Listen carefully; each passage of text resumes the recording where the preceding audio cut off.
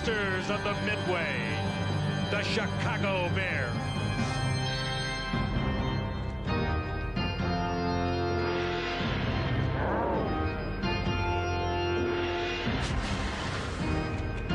The creatures from the north, the Green Bay Packers. For years, they have been at each other's throats, looking to extract that pound of flesh.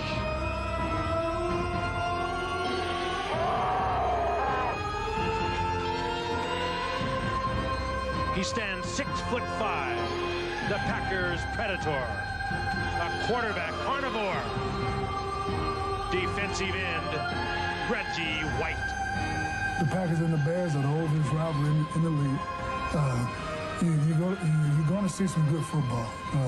It's a division game. It's a big game on both sides. So you know there's going to be a lot of head knocking and head cracking.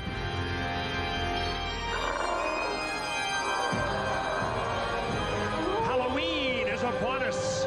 Your presence is required. Tonight, for ABC's Monday Night Football.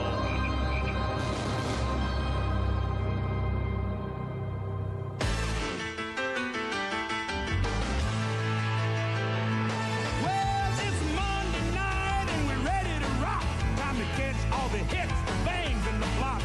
It's a classic matchup coming your way. The Bears host arch rival Green Bay. We gotta get ready. We gotta get right. Monday Night Football's coming on tonight. So get ready. I mean, get ready. Are you ready for some football? A Monday night party. We got Frank and Al and Dan. They're gonna get it kick-started. Lynn and the crew's all set. The crowd is psyched. 'Cause all my rowdy friends are back for Monday night. The skyline of the city of Chicago, the Windy City, and it is windy, and it is raining at Soldier Field, where tonight the Green Bay Packers take on the Chicago Bears on Halloween Eve in the longest continuous rivalry in the National Football League's history, the 147th time they've met. Hello again, everyone. I'm Frank Gifford with Al Michaels and Dan Deerdorf. And guys, we've got some weather. This is about as bad as I've seen it in a long time. I don't know whether we should have dressed up as the Three Stooges or the Three Frozen Turkeys tonight. Woo, it's brutal. Some people think we're the Three Blind Mice. Tonight, I think it's the Three Drowned Rats. Well, these Packers and Bears are going to have to put this all behind them. The wind blowing and gusting up to 45 miles per hour. Big game here in the NFC Central Division. The Minnesota Vikings lead the division. They're 6-2. The Bears coming in tonight at 4-3. They need to win tonight to stay within one of the Minnesota Vikings. And meanwhile, the Green Bay Packers, a team many thought would win this division, preseason favorites to do so, are 3-4.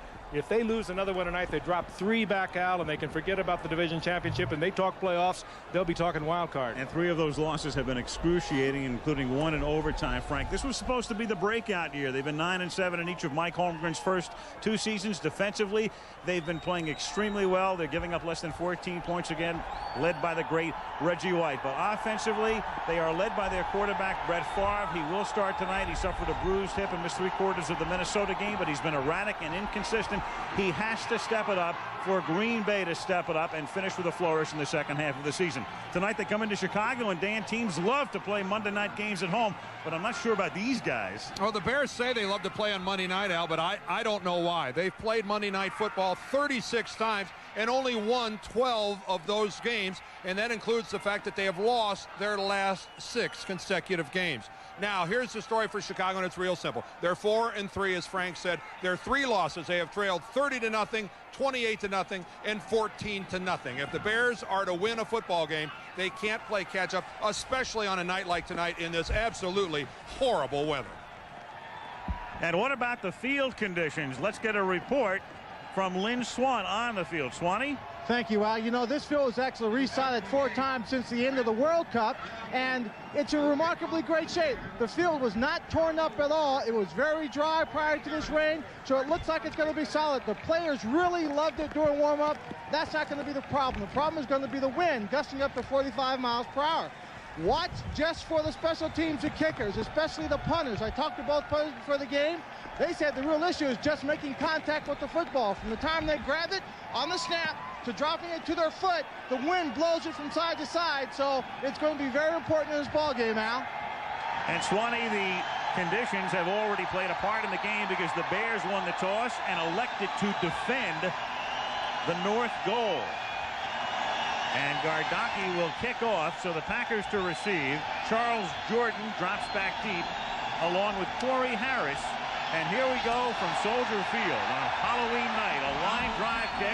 At the 7-yard line, it is Charles Jordan skidding, coming up with the football, and running it back to the 35-yard line. The throwback uniforms being worn by both teams tonight.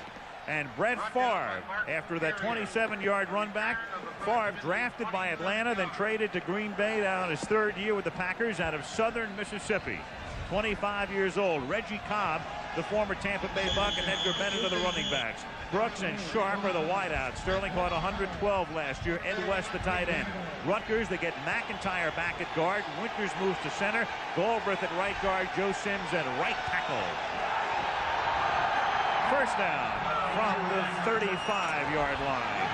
And Favre off the play fake, going right to the air, and Sharp drops it. And you don't see that very often. But again, the ball is wet. The wind is howling.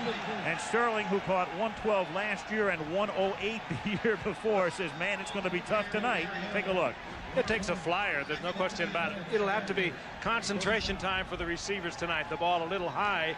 It probably was headed right for the numbers, and it just took off going into that wind coming out of the north at about 40 miles an hour.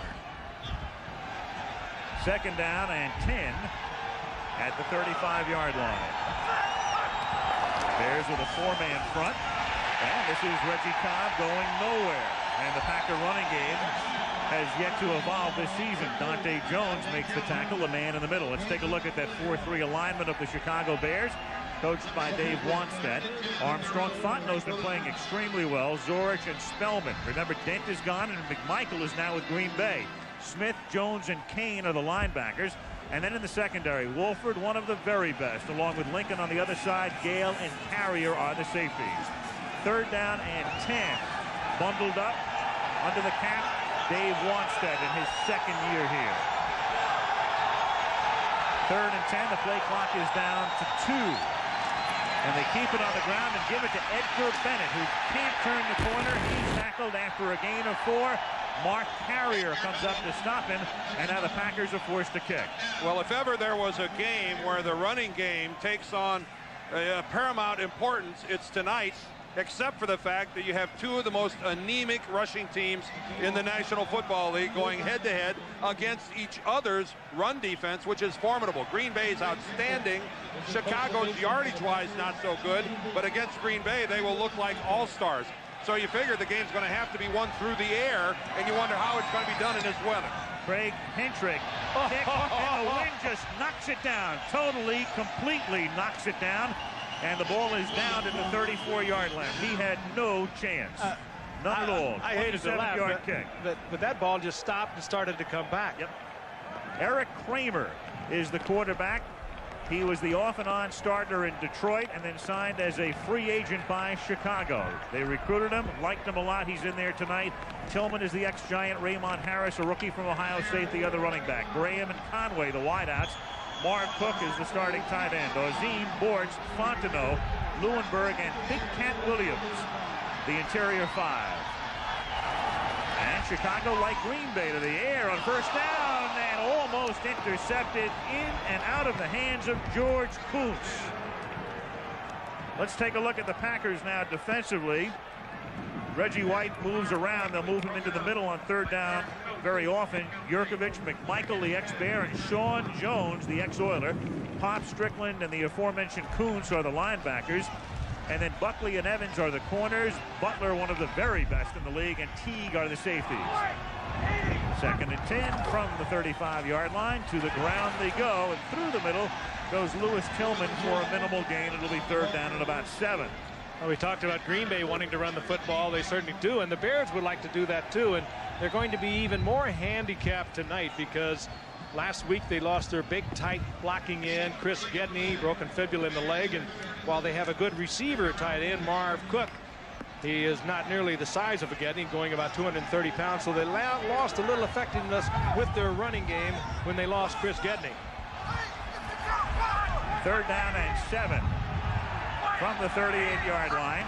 Robert Green and Bob Christian are in the backfield. The pass is thrown underneath. It's Green who makes the catch, and he fights to the 44, but he is still a yard short of the 1st down. It'll be 4th and 1 for Chicago.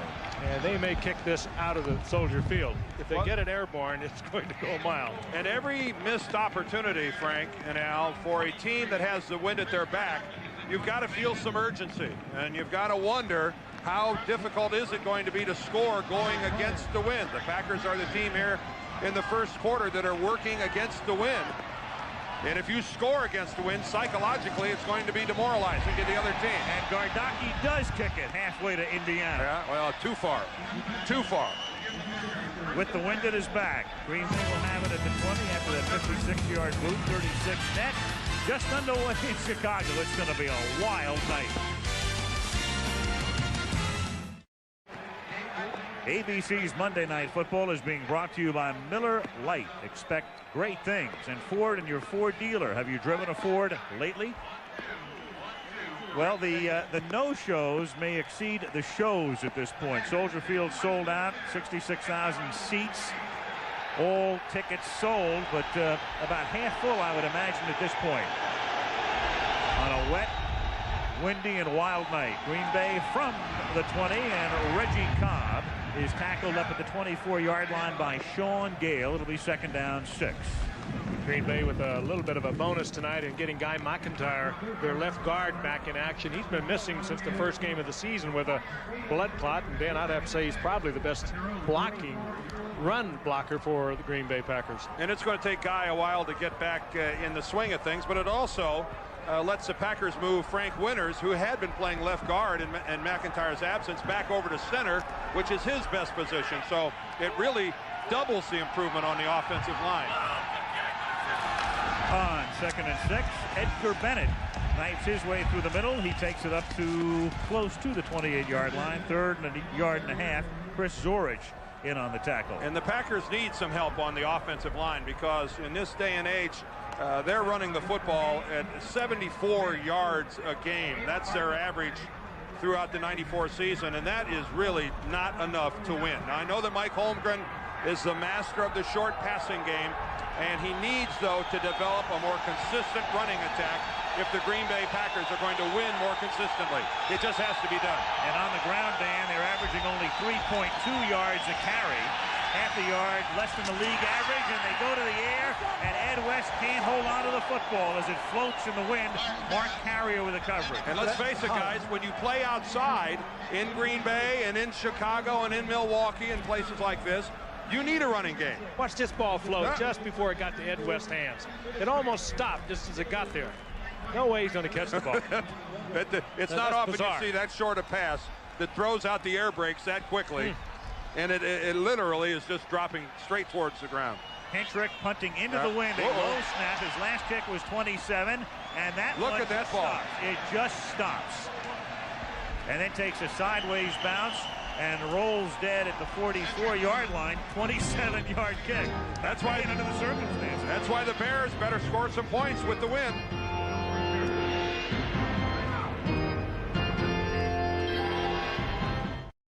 Back to the Pro Bowl here in Honolulu. Yeah. Right. Halloween night in Chicago.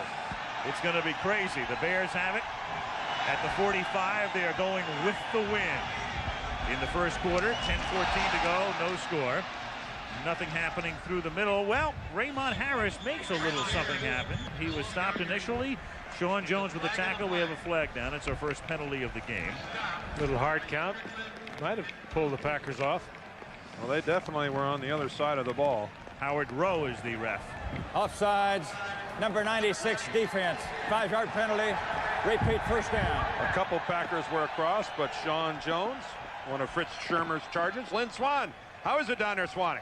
Well, it's still cold and wet, but a couple of points here about what the receivers are wearing on their gloves. This glove is the kind that Sterling Sharp is wearing. It's a scuba glove designed obviously to work well underwater. But when the receiver has a glove like this, you've got to have strong hands because it's harder to move. The other receivers for Chicago, like Curtis Conway and Graham, are wearing a glove like this, which is more of a golf glove. It's a little slicker, and you've got to concentrate a great deal in order to hang on to the football, especially when it gets wet. Some of the guys aren't wearing any gloves at all. Most circumstances, when I was a player, I never put gloves on because when it gets cold and wet, you lose the feel in your hand. So you got to take the gloves off to keep it back. Hal? Well, that pass was to Jeff Graham, and it looks like he's wearing the scuba gloves, and it slipped off. Well, the scuba gloves, I wore the scuba gloves when I played. They're really great for retaining heat. They're best in the cold. I find them to be a little bit thick for a receiver. You lose some of the feel. 2nd and 5. And this is Tillman squirting through the middle, taking it to the Green Bay 47-yard line. It'll be 3rd down and 2. Reggie White in on the tackle, playing beautifully, not only in terms of sacks, where he's averaged about 1 a game through his career, but also run defense. Well, what he does for everyone on a defensive team, and what he's done for the Packers since arriving here, not only, as you said, Al, rushing the passer, but against the run. Well, the game you get into a nickel defense, they move him on the inside, and he helps this man, Sean Jones, so much, but he is such an incredible force. 13 sacks between the two of them. 3rd and a short 3. And Tillman picks up the 1st down. He gets to the Green Bay 35-yard line. Teague and Butler with the tackle. Well, there's a well-executed running play by the Chicago Bears. A crease right off left guard. Take a look at this. McMichael is number 90. He gets pushed to the outside by Bortz. And he just pops right between McMichael and Jurkovich. Good work in the middle there by Bortz, Fontenot, and Leuenberg. 13-yard gain, 8.5 minutes remaining. First quarter, no score. Chicago going with the win. 1st and 10 at the 35. A fumbled snap. He juggled it, but he gives it to Tillman, and Tillman turns it into a 6-yard pickup. Butler comes up from his safety spot to make the hit. That's just good action on the part of Tillman. He was stacked up right at the line of scrimmage and just kind of popped to the right, looked for the little gap, squirted through one, picked up good yardage. And this time Eric Kramer had a difficult time coming away from the center. Jerry Fontenot, a little slow getting there. And by the time the ball was exchanged, the hole had closed, and Tillman made a good move to pick up the yardage. 2nd and 4 from the 29-yard line, and again it is Tillman. He goes next to nowhere. Remember, Neil Anderson retired very quietly. They picked up Tim Worley last year, but he's out again with personal problems.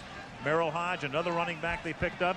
You heard about his situation, 2 concussions, and he has retired. So it's Tillman and now a rookie out of Ohio State who has to pick up the slack, in Raymond Harris. And of course they lost Chris Gedney, their starting tight end. They're really good blocking tight end in the last game they played with a broken leg. A game last week against Detroit. So it is an entirely new running attack for the Bears. 3rd down and 3. Kramer off the play fake, has time, throws underneath at the 24-yard line. The ball is loose, and Chicago has it, and it should be a 1st down. That will be a completed pass. That was a live ball. It bounced off of somebody. Jeff Graham, I think, is the guy, the Chicago Bear, who made the catch, and then Chicago is able to recover, and we'll see where they spot it. They needed to get to the 25 for a 1st. Well, he's going to be very close. Kramer just drills one into Graham, and he loses it right here. It goes up in the air, and it comes right back down into his arms. Well, the ball's about 2 feet short of the 25, so it's a 4th down. Right, but what a bounce. The fumble recovery at the 26, and they give it to Raymond Harris, and he tries to pick up the 1st down and does not appear to have it. I don't think he got there. He had a good second effort. Pack is saying no.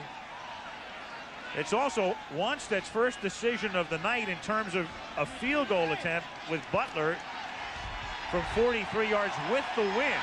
Well, sometimes when you get this much wind, it's really erratic. We're going to have a measurement. Howard Rowe wants to take a look at it. It's wind shear more than a prevailing wind. That's right. Sometimes you get so much wind that it's really not a help as far as kicking a long field goal. Reggie White steps over the block, gets in there and makes the play. And they are short. He makes the play. Talked about him being a force against the run. Just slanting down the line of scrimmage. And the ball turns over and goes back to the Packers. So Green Bay takes it for the third time in the game. 6:12 left first quarter. No score on Halloween night in Chicago.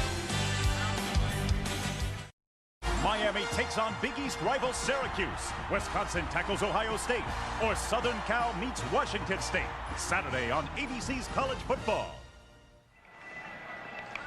Tuesday night, a big night. Prime time on ABC, beginning with Full House and all the way through the evening. NYPD Blue. And then on Wednesday, that lineup, Thunder Alley, All-American Girl, Roseanne, and Turning Point coming away right here on the American Broadcasting Company. 6:12 to go. No score. First quarter. Packers have it. First down at the 25-yard line. Edgar Bennett. And Bennett picks up about 7. Bennett's a guy averaging just 2.7 yards per carry. They like him in particular as a receiver. Sean Gale in on the tackle. And he fits the type of player that Mike Holmgren would like to see more of in Green Bay.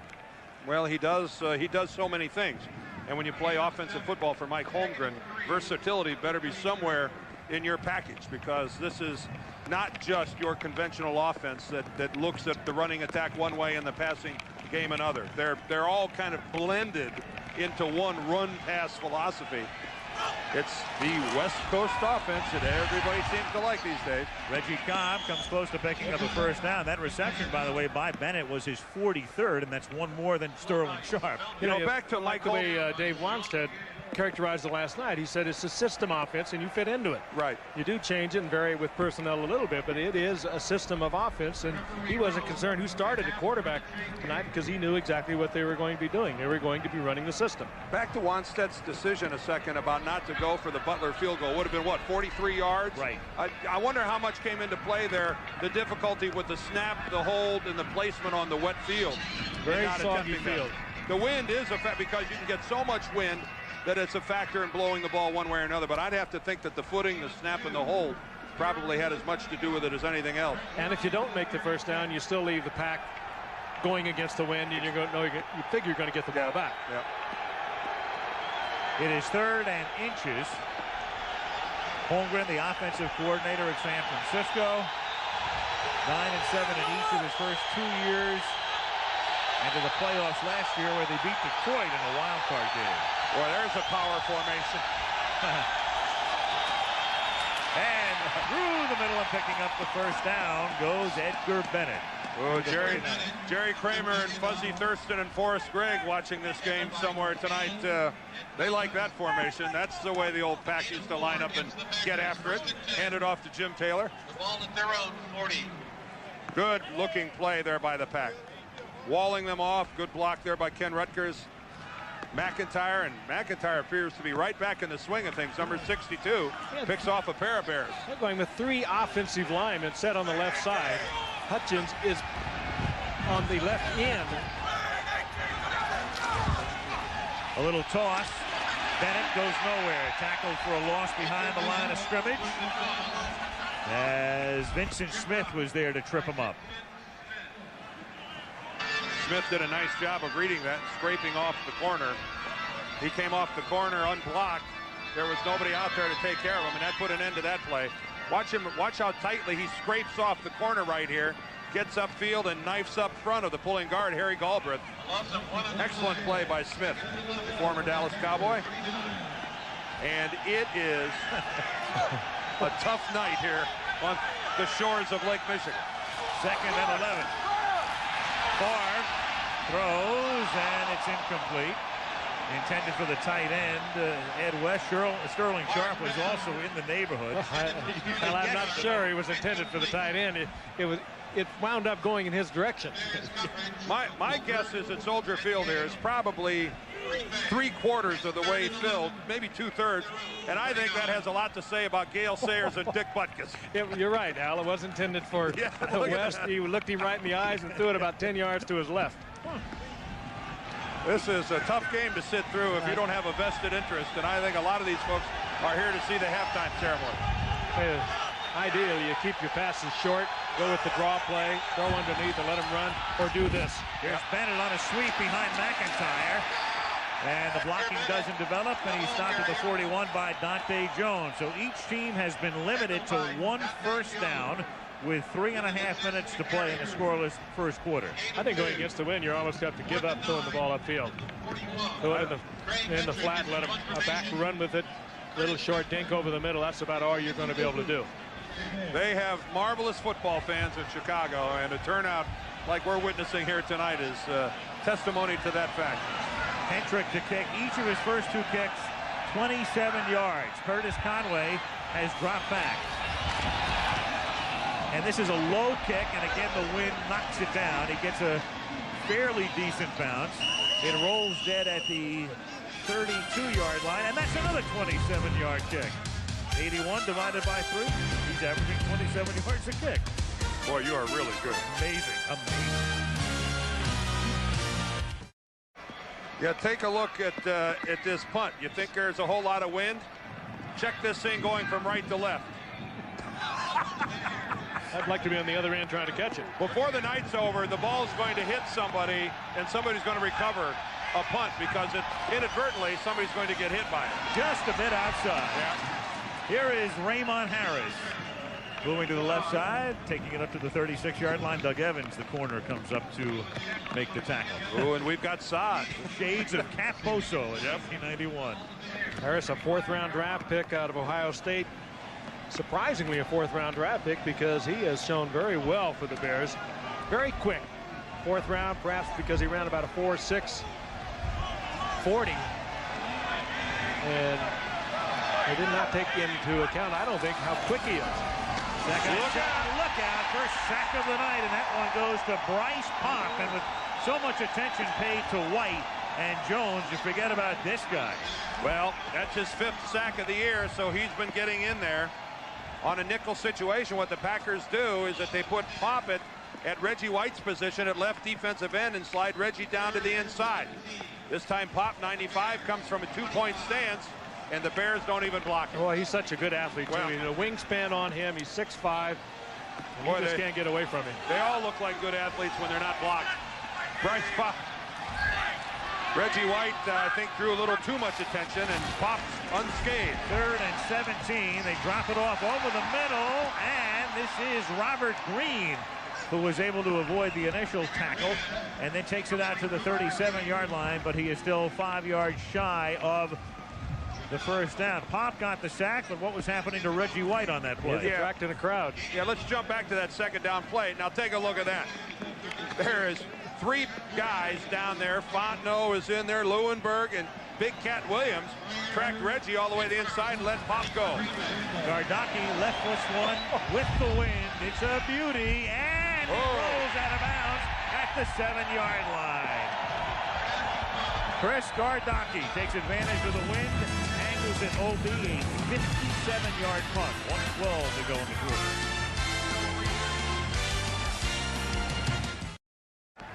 There is Dick Butkus. One of the reasons we have this crowd. Dick Butkus and Gale Sayers will have their numbers retired tonight, and I think that a big part of this crowd is here just in support of them. 51 on the left for Butkus, 40 on the right for Gale Sayers. Boy, I bet they're excited about walking down there in the middle of this. Dick said something to me that I ain't going. He'll be there. We'll cover it in halftime. Prudential Building saluting them in Chicago from the 7-yard line. Bennett picks up about 3 as he takes it to the 10-yard line. It'll be 2nd and 7. Well, we go a little south next week. Oh, too bad, huh? Yeah, it's the Giants against the Dallas Cowboys from Irving, Texas. The Cowboys now with a record of 7-1 after their win yesterday. And the Giants struggling and snake-bitten right now, losing in overtime. Upset about the officiating as well. They've dropped 5 straight. Trying to get things turned around next week. The Giants and the Cowboys. Great NFC East rivalry resumes on Monday Night Football. Chicago just took a timeout with 1 minute and 2 seconds remaining in the first quarter. And the reason Wannstedt did that is they want to hold them here deep in their own territory so that the Packers are forced to kick another 27-yarder by Hentrick. Right. Although Dave Wannstedt has to be disappointed that in the Bears' possessions here in the first quarter, with only a minute and 2 remaining, that they haven't scored any points. You'd have to think that any points in this game are going to be scored with the wind at your back. And he can't be pleased to this point that they have nothing. I'd go along with that if it wasn't this kind of a wind with rain in it. And this is a blustery type of wind. And even with the wind, you have problems controlling that football. Oh, no argument. But conversely, you know you're not going to score at all going the other way unless something flukish happens or a long run of some type. Bennett on 2nd and 7. He picks up 2. It's 3rd and 5. And now Chicago playing the end of the quarter as if it were the end of the half because of the wind takes another timeout. 3rd and 5. And so Mike Holmgren now has to come up with a play to try to convert. If it can convert, it would be wonderful for Green Bay because then they would turn it around. They have the win in the second quarter, and Chicago has already burned 2 of its timeouts. Holmgren, of course, calls all the plays for quarterback Brett Favre. Well, it's really impossible to try to comprehend what must go through a quarterback's mind on what kind of touch to put on the football throwing downfield into a wind like this. You try to put a whole lot more on it, and there's a good reason why they're taking the timeouts. Look at the differential between the punting averages tonight. Double with the wind versus going against it. Yeah, one of those punts by Kardak, he held back on looking for the sideline. Yeah, it'll be interesting if we get to see somebody punt from the far end of the field to our left. What could really let that rip? What could Randall Cunningham do with a little quick kick with this wind, huh? If he was at his 1, he might have a 99-yarder. And a half. So it's 3rd down and 5. 56 seconds to play in the opening quarter. No score. The Bears and the Packers, as it should be. In the rain, in the wind. Favre into the wind, throws, it's dropped. Ed West couldn't hold on. And so Chicago very successful strategically. Green Bay forced to kick. There's no way it can be a good kick, and Chicago's going to wind up with good field position. Well, they said this might let up around game time, and if anything, it has become even more severe. The wind and the rain blowing harder, the more rain coming down. It is a tough night. And deep for Chicago, their return man is only downfield about 30 yards. Well, in a situation like this, you really ought to rush the punter. You're not going to mount any sort of a return to speak of. And I think the Bears are going to come off the corners here. Well, Conway is standing exactly 27 yards from the line of scrimmage. And the kick is another 27-yarder, which he fumbles and then recovers at the 39-yard line. 4 punts of 27 yards by Hentrick into the wind. And the Bears get the ball back with 43 seconds left in this quarter. So for 43 seconds, they will have the wind, and let's see if Dave Wannstedt tries to stretch the field a little bit. You'd think if he went to the trouble to take the timeouts that he's not going to just slam the ball into the line of scrimmage 3 times. Conway almost lost this. Well, I don't know how he tried to handle it and made that little left turn on him. What? Anybody that cleanly handles a punt tonight is awfully good. From the 39, Kramer, well, he tried to get it away, and the ball slipped out of his hand. Lewis Tillman. Oh, he wanted to go with the screen, and they picked it up, read it all the way, and that was the end of that. This is a formidable defensive football team Ron Wolf and Mike Holmgren have put together in Green Bay. They play all aspects of the game extremely well. Eric Kramer here really doesn't have much of anywhere to go. George Kuntz is out there on top of Lewis Tillman, and Kramer does the only thing he can do, intentionally throw that ball right into the dirt, the mud, the sod. Good pass in basketball. 2nd and 10. There's a flag. There's an offsides there. Second flag of the game. The catch is made at the 31-yard line by Curtis Conway. And a roar from the crowd on the 7-yard completion. Gilbert Brown came across the line, the reserve defensive lineman for Green Bay. Well, any play is a thrill. Howard Rowe is the ref.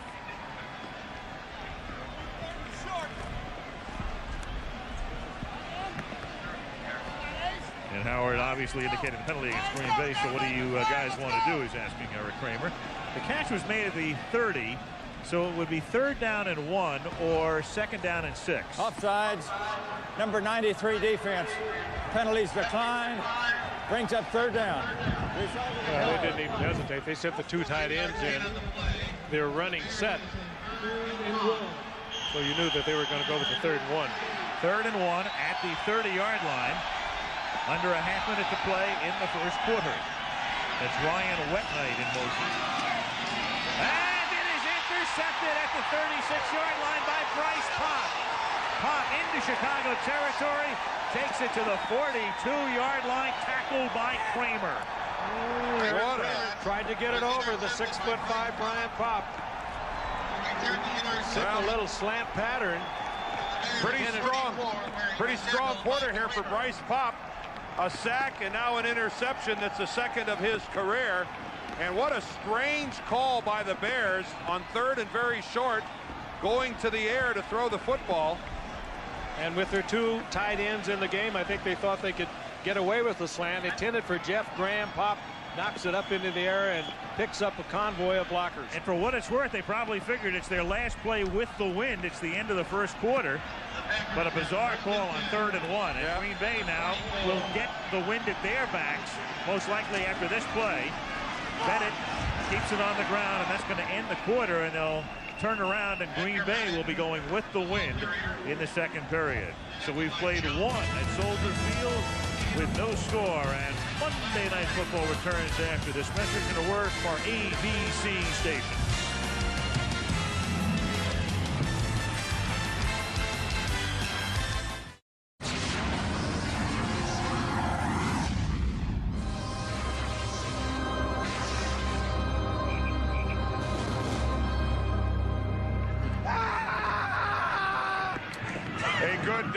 A good look at defensive tackle Chris Zorich's reaction to the Bears play calling with that interception by Bryce Pop. What would you say to him if he said trick or treat?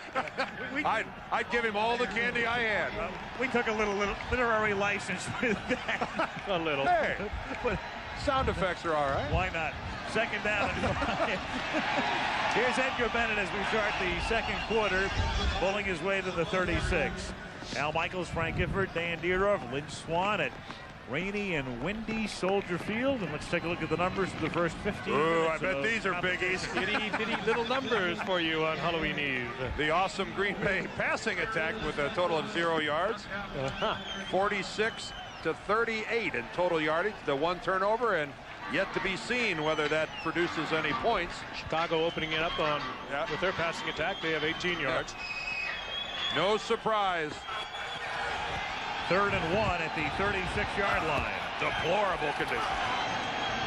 Bennett picks up the first down. Weather update. 43 degrees. The wind is now out of the northeast at 35, gusting to 53, and the wind chill is 8. That's what I thought. And most of Lake Michigan is taken to the air. It is coming right out of the north, kind of the northeast, coming off the coming partially off the lake. This is a north-south football field. The Packers right now are headed towards the south. You guys both sound like you're doing the late weather. Well, it's weather. we have our own 900 number, by the way. I wish I was in a dry studio, and for that matter, so does Edgar Bennett. Edgar Bennett out for a 4-yard loss by Albert Fontenot, emerging as maybe their outstanding defensive lineman in a year in which they're minus Richard Dent, who's gone to San Francisco, and minus Steve McMichael now in Green Bay. And he needed to come on because the Bears need some help inside. Zorich, a good run player, but not a big pass guy. And that is just overpowering the man in front of you. He just blows Harry Galbraith backwards. That's a tremendous move by Fontenot, who must have watched Reggie White play 11 days ago against the Minnesota Vikings. 2nd and 14 at the 37, and the Green Bay Packers have to take a timeout with 12:56 to go in the first half. On Halloween, no score.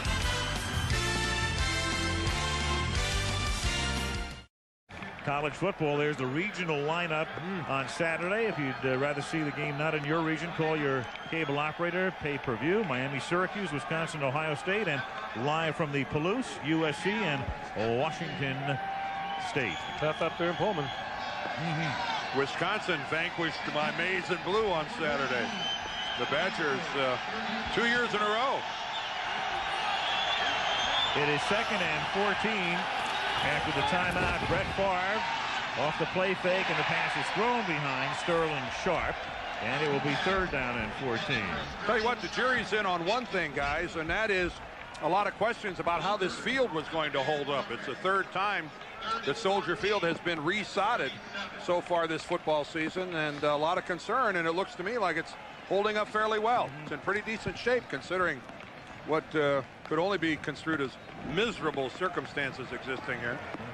This field was in it's about as bad a condition as any field has been in recent years in the NFL for that Saints game 3 weeks ago.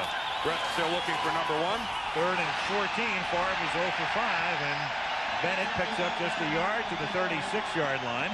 Dante Jones is there. Now, this will be an interesting call. Well, you've got the wind at your back, but it's a swirling wind. We've been watching the punch and how they have been curving. Jackie can kick him from 53. And the Packers are looking over to see what the decision is. And Mike Holmgren says, give me another second to think about it. Well, you got a quarterback that hasn't completed a pass yet, and you're looking at 13 yards to go for the 1st down. Now, it appears that they're going to give it a whack. Green Bay. That's a charge team timeout. I don't think they know what they're going to do. Favre ran all the way out there. Ran all the way out there just to call timeout. We're going to have a little committee meeting here for the West Coast offense, I think, and pull this one together. Again, very difficult to kick, even with the wind. The way it's swirling, you have to factor in the snap. You have to factor in a very soft field where the ball is going to sink down into it. Well, I think you got to go to your kicker and say, Chris, what do you think? You think you got a decent shot at this thing? Because I don't think the odds of them picking up more than 13 yards for the 1st down are all that good either, when you consider that Favre hasn't even completed a pass yet. I wouldn't want to be the kicker that said, I don't think so.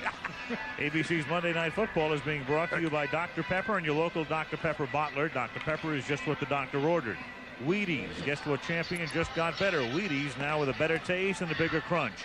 And Lincoln Mercury and the complete line of 1995 Lincoln and Mercury automobiles.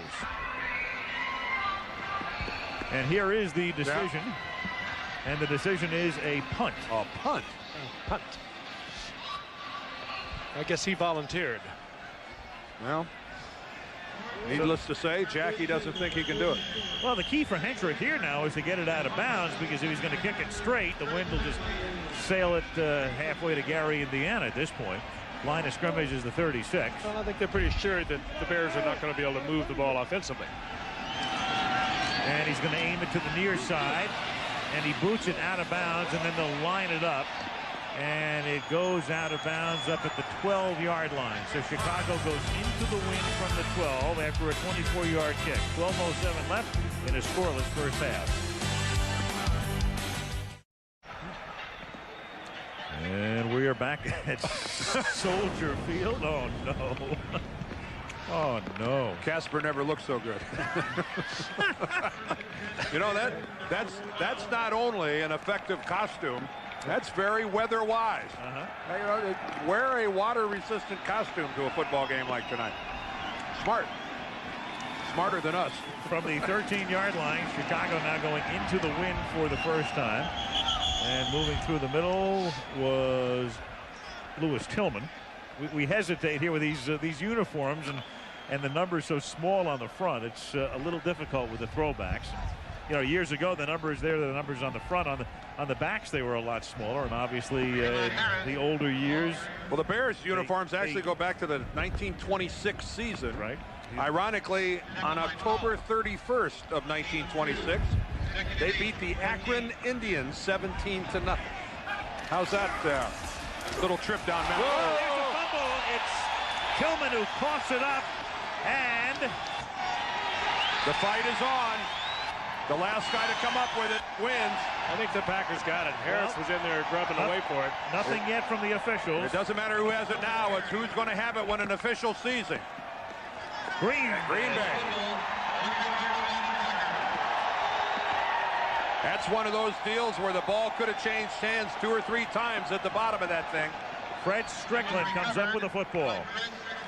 I don't think Tillman ever handled the football. First of all, it was Pop who actually was right in Tillman's face. Tillman was not looking at the ball. He began to make his move away from Pop before the ball was handed out. Seeing Tillman never had possession of the football, that will be a fumble against Eric Kramer, the quarterback. And watch this, the ball just pops right out. Well, I'll tell you, you could almost give the forced fumble to Pop. That was a terrific move on his part. The perfect way to describe it. Pops right out, and popping through the middle is Cobb down to the 2-yard line behind a block by Edgar Bennett, very close to a first down. And in a game where you would think that a field goal, just 3 points, would be a huge score, the Packers here are looking to stuff it into the end zone for a touchdown. And this could be an extremely costly mistake by the Chicago Bears. And it is 2nd down and 1 at the 3. And a lot of this football game has been played right through this little area, and the field is beginning to deteriorate rapidly. And you got McIntyre back, you got Winters at center. I'd hammer this baby in there. Bennett hammers it in there. Touchdown, Packers. No time for Favre to complete his first pass. The first swing of the hammer.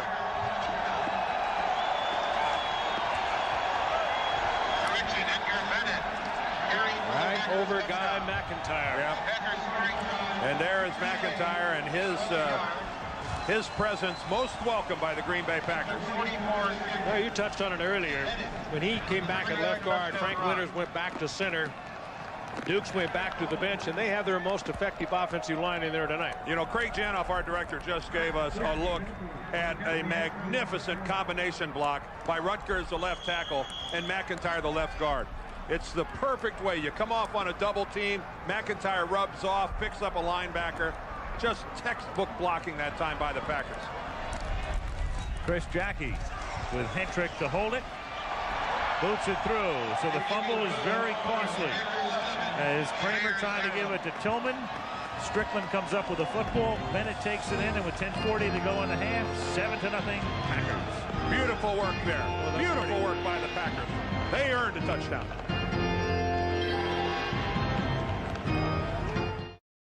Rainy, windy, Soldier Field in Chicago. Temperature in the low 40s, wind 35 miles an hour. 7-0 Green Bay as they capitalize on the turnover. Robert Green, the deepest of 3 to receive. Chris Jackie's kick, which will be booted with the wind at his back. Look at that short stride he'll take, making sure that he doesn't slip on the field. Now, is that a balk? What did he do there? Is that a balk? Did he miss the ball? Runners advance. Looked like Charlie Brown. I don't think he thought it was time to kick the ball. Well, I love this. Well, now, just for the moment, can you imagine, would this be the wildest of all time? And not only that, but we've got a flag thrown back at the 30-yard line. Myron Baker figured, why not? He didn't know what was happening. Now he's going to plead his case. Well, even the referee is laughing. Until the ball is struck, I don't believe it's in play. No, I hardly think so. We've seen some weird plays this year. That run back in the Saints-Rams game last week when everybody thought the ball was dead in the end zone by Robert Bailey. No. Come on, you at least have to kick. If he made contact with it, I didn't think if he made any contact with well, it, the ball is sitting there. That's different. And it's a live ball. I don't believe he made contact with the football. The ball just stayed there. No, the ball just stayed there. He didn't touch the football. That's what they're discussing right now. Whoops. No, I'm not going to kick it. No, he just stopped for some reason. Well, if the replay rule were in effect, this would be a very easy discussion to end right now. Maybe we can find out why he stopped.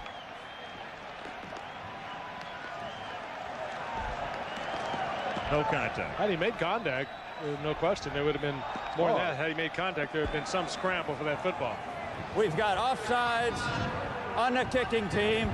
5-yard penalty. We'll re-kick. Yep. We'll re-not kick. Yeah, I mean, the team's downfield covering the non-kick, which makes them offsides. The ball was not coming loose. I don't know what. I don't know why Jackie chose not to kick it. At the best, I would think more like, what, delay of game?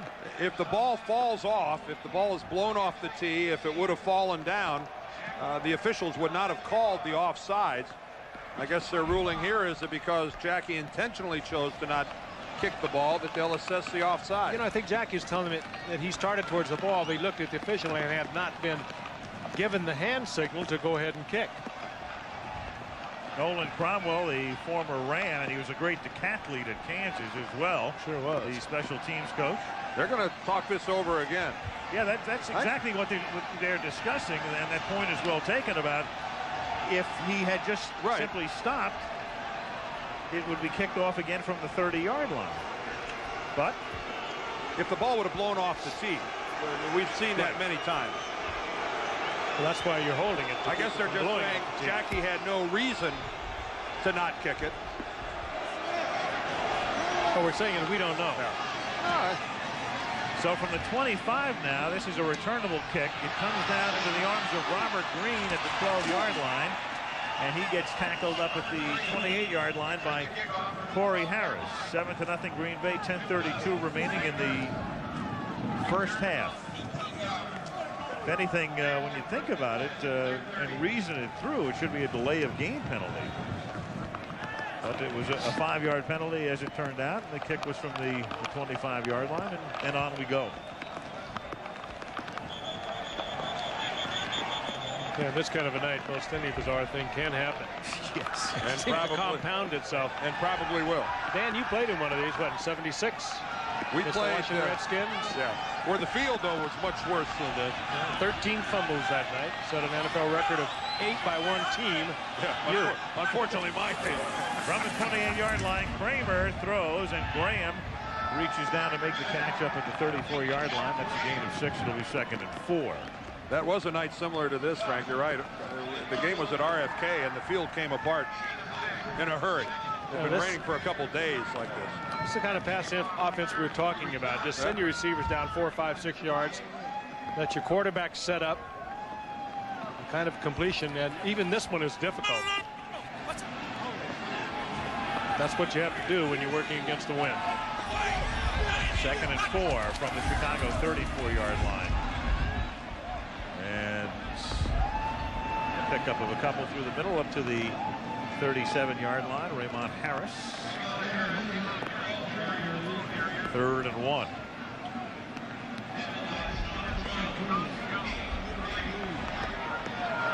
Third and a yard up at the 38 with 9:30 to play in the first half.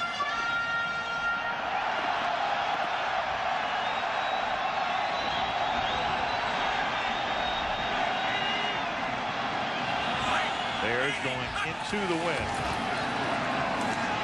And struggling and fighting is Tillman, and he's close to a first down. I think he had it on the first surge. They drove him back, but it looked like he had the first down. And does at the 39-yard line. So first down for the Chicago Bears. Boys, it's great to be here at the Winter Olympics, isn't it? I feel like Bela Schnitzel once again. We have gone with a layered look tonight. We've got jacket upon jacket upon jacket. It's actually a Green Bay Packer jacket, isn't it? I want to thank the Packers for being kind enough to send up one of their jackets. I'm totally impartial, but I'm glad to have it on. Community-owned team, they'll bill you, I'm sure. From the 39-yard line, Tillman for a couple. Hey, the key is the bottom layer. Thermals, baby. Is that it? That's what it is. Well, we're more fortunate than some of our cameramen and some of our sound guys that are having to work outside tonight. Plus and you notice we're even in the Halloween spirit here. We've got cobwebs up in the booth, and we have cobwebs when it's not Halloween in our booth. Hello. Anybody home? This is it's tough for the players, and mistakes will determine who wins this ball game. One mistake has already led to a touchdown, but it's fun to watch. Whoa. 2nd and 7, and Harris, and having his helmet extracted or removed, was Gilbert Brown, number 93. Gilbert. That's that's a pretty good pop you lay on somebody when your dome comes off. Let's take a look at this. And that is a textbook tackle by old Gilbert Grape. Gilbert goes 330 pounds, and when he puts that body behind a collision, something's going to come off. 3rd and 5 at the 44. 7:20 to go in the half. Green Bay leading 7-0. Kramer, nothing doing. Protection breaks down. Down he goes at the 38. Gilbert Brown was the first guy to get there, and Sean Jones was involved as well. We'll get the scoring on it. It could be half a sack for each. Was that a sack or an absorption? Kramer just seemed to disappear. His offensive line gets pushed back. That's called a push in up the middle, and Kramer just disappears. It took about a 3-yard drop. They'll have about a 3-yard punt. Gardocki into that wind, and forget it. That just dies at the 43-yard line. That is an 18-yard kick. 6:50 to go in the half. Packers with the ball and the lead.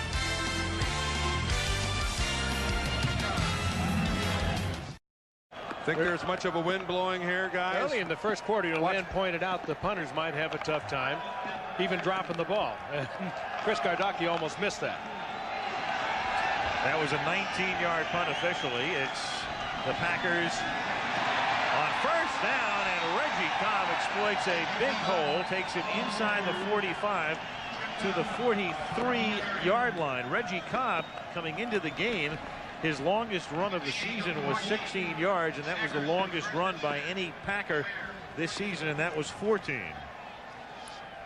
Again, going over the left side where Guy McIntyre gets a good block, and Cobb pops through the hole and gets the first down. But they are happy to have McIntyre back tonight. And Cobb got a good lead block by Edgar Bennett that helped spring him as well. First down at the 44. Bennett again. And just some housework we'll clean up here on that last series when Brown got in there, and we thought that Jones might have gotten a half a sack. Scoring gave the whole sack to Brown for Green Bay. Guy McIntyre, of course, those glory years with the San Francisco 49ers. Who can forget Guy McIntyre really was a fixture playing fullback on short yardage situations. Bill Walsh put him back there in the Ox formation, and Guy was a very effective lead blocker. 2nd and 6. Here's Bennett, and he stumbles after picking up 4. You saw he's one of 2 players to have played in the Super Bowl. The other would be Steve McMichael, who has gone from Chicago to Green Bay. And Steve McMichael, in the long and illustrious history of the Chicago Bears, and they've retired a ton of numbers, he has played more games than any Chicago Bear in history. 13 years Mongo played here. One of the last throwbacks.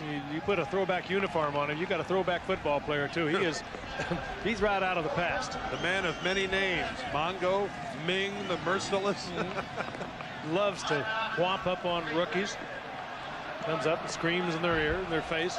3rd and 2, and now Green Bay is going to take a timeout. So a critical play coming up here, and that's their final timeout. Chicago has used 2 of its 3, and we have 4:56 to play.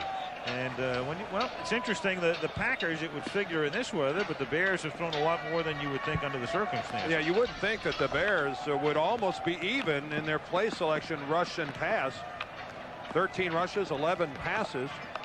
It's a dangerous situation for the Bears right now because they're playing a team that has both the wind and the lead with a little less than 5 minutes left here in the first half. And if the Chicago Bear defense was to come up with a big play, if they were to stiffen, now would be a very opportune time to do it. I think for Green Bay, they're in a 2-down situation, even though it's 3rd down and a long 3. They're not going to try a field goal. They're going to go on. Yeah. They're going to go on 4th down, even if they come up short. Brett Favre has got the team with the lead, but he's not yet. Who still hasn't completed a pass, and who cares? He gets in trouble many times by trying to do it all, trying to force things to happen. And that time he pulled the football down. He just didn't even look for a receiver. He comes out intending He had Edgar to throw Bennett the here. football. He had a man in front of it. There's Bennett. Yeah. But he pulls it down, tucks it away, and he's not even thinking about going for the sidelines, hook sliding, anything else. He's going for the end zone. That's a great effort by Brett Favre. Longest run of his career. And Edgar Bennett did a pretty effective job of just running Mark Carrier all the way out of bounds. And Green Bay Packers now take a 14-0 lead, and we documented early how the Bears have fallen behind in their 3 previous losses, 30-0, 28-0, and now 2 separate times they've trailed 14-0. Good job by Bennett. And then the leap by Favre. 30. You gotta love a player like that. 36 yards, and we said before, all season long, their longest run had been a measly 16 yards, and he more than doubles it. Doing a little Randall Cunningham impersonation there, stretching out and going for the pylon.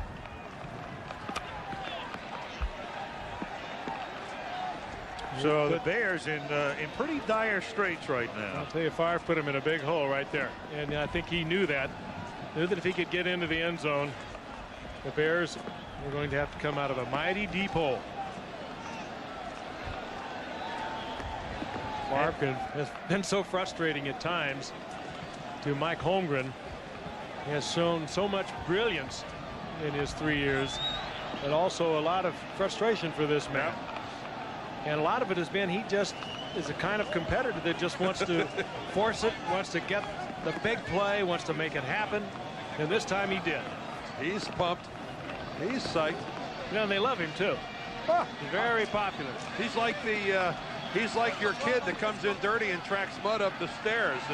You get mad at him, you get angry with him, but you just love him to death because you know he didn't mean it. He just wasn't thinking right at the time. Don't forget, coming up at halftime, something I want to see, the retiring of the jerseys of Gale Sayers and Dick Butkus. Jackie sends it down to the 4-yard line. This is Curtis Conway, and he gives it to Donnell Wolford. They got it. And Wolford out past the 30 to 35 and out of bounds at about the 39-yard line. Wayne Simmons forced it out of bounds, number 59. Good looking play and a good time to call it, because if you're closing in on this man, it's hard to change directions. And there's the handoff, and here goes Wolford down the sidelines and almost got behind another block. Wayne Simmons was there for Green Bay. And Wayne Simmons, by being there, I think saved a touchdown. We also saw Mark Williams, number 51, a little farther upfield, but I think if Wolford's one-on-one, he gets a full field to make a move and make something happen. Tremendous play there. Jurkovich came across the line. And, you know, he couldn't get back either. Stuck in the mud, and he just couldn't get back. He was, I believe he was induced. We'll see. Oh, there's some bizarre things happening.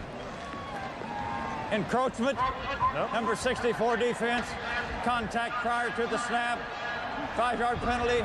Repeat first down. Rowe has deduced that Jurkovich was not induced. Watch this. He just couldn't get his hand out of the mud. That's a dead play. Contact was made, and that's all there is to that. And it's reduced to a 5-yard penalty. Indeed it is. Jurkovich. That's a good football name, isn't it?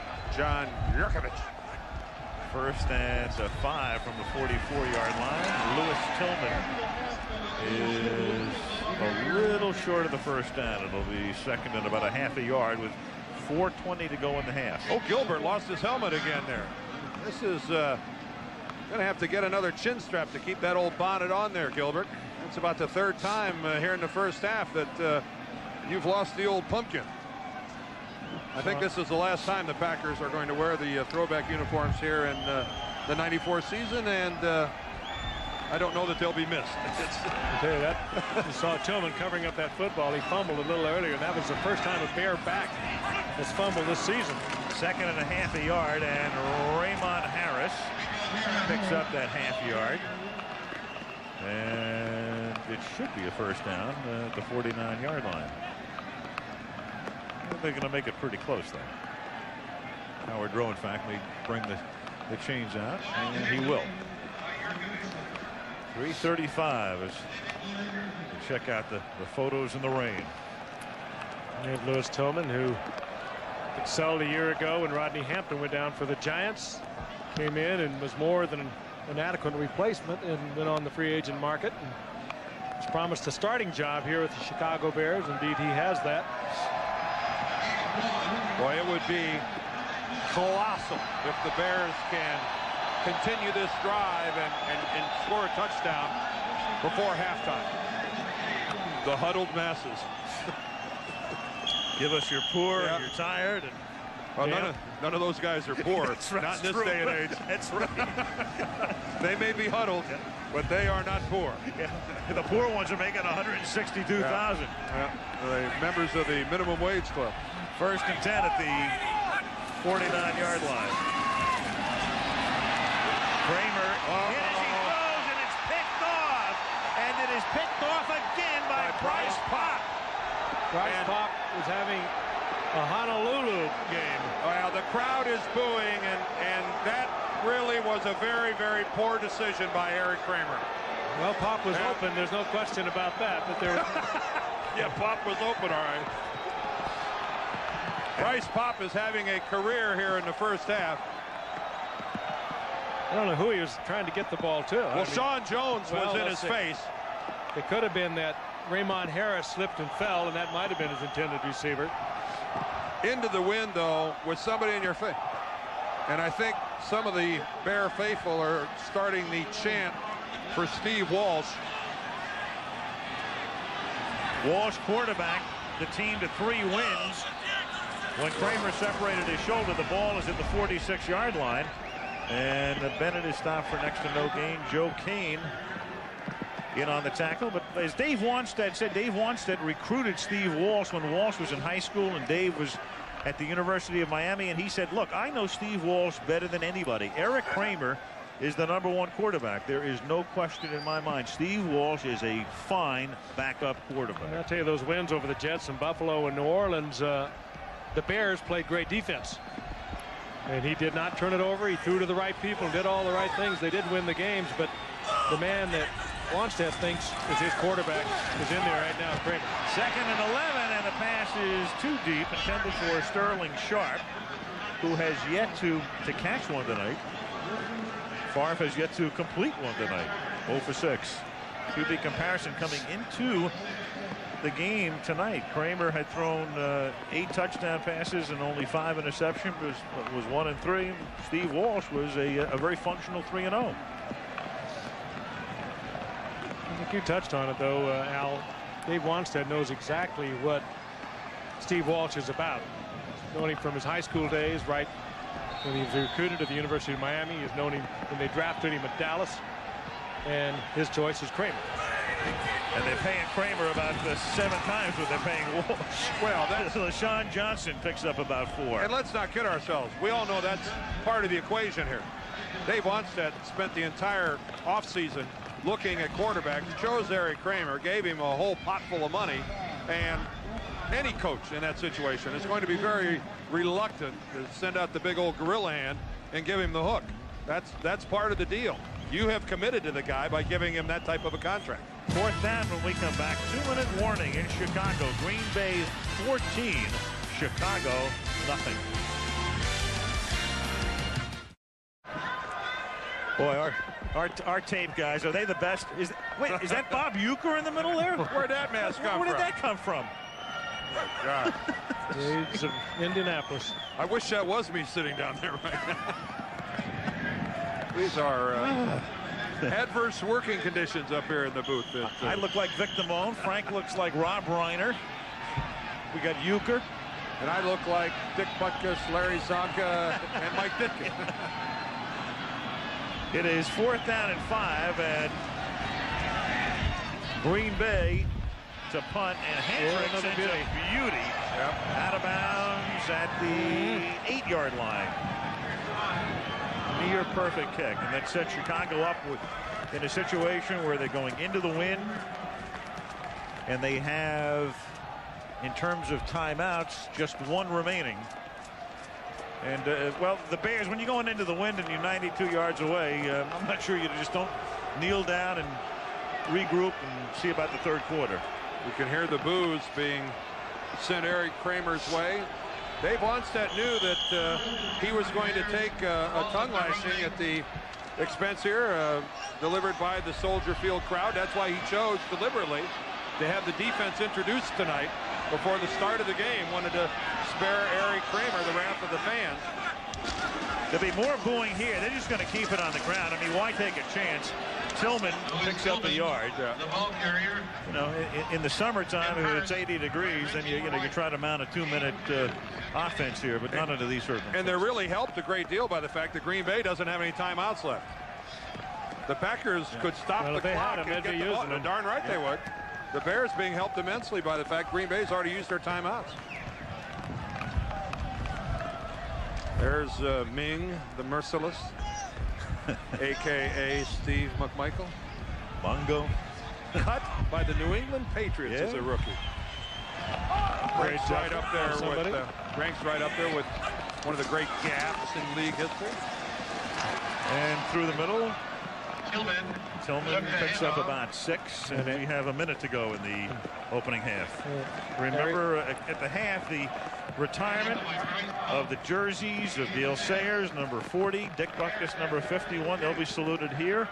And then Brent Musburger and Peter King will be along from New York as part of our Toyota halftime report. You know, it's fascinating that Butkus only played 9 years and Gale Sayers 7 years, and they only played on, they both came in 65. They only played on 2 winning teams, never went to the playoffs. That's the kind of players they were. Both of them in the Hall of Fame. 2 of the greatest that ever played this game. 3rd down and 2. And Tillman struggles, and whether he picked up the first down or not is pretty irrelevant at this point because nobody's going to stop this clock. Not a bad draft in 65. Huh? They had 3 #1 picks. DeLong, remember him? Steve DeLong who went to the Chargers. Had a pretty good career there. Chargers in the AFL. It's the end of the half. The crowd boos the Bears off the field, but they'll be cheering in a minute with Butkus and Sayers coming out. And in the rain and in the wind and with the wind chill at 8 degrees, the Green Bay Packers capitalizing on the turnover, and then Brett Favre running 36 yards for a touchdown, leading by a score of 14-0. Green Bay 3-4 coming in, and Chicago 4-3. So back we come with our halftime activities from Chicago after this word from our ABC stations.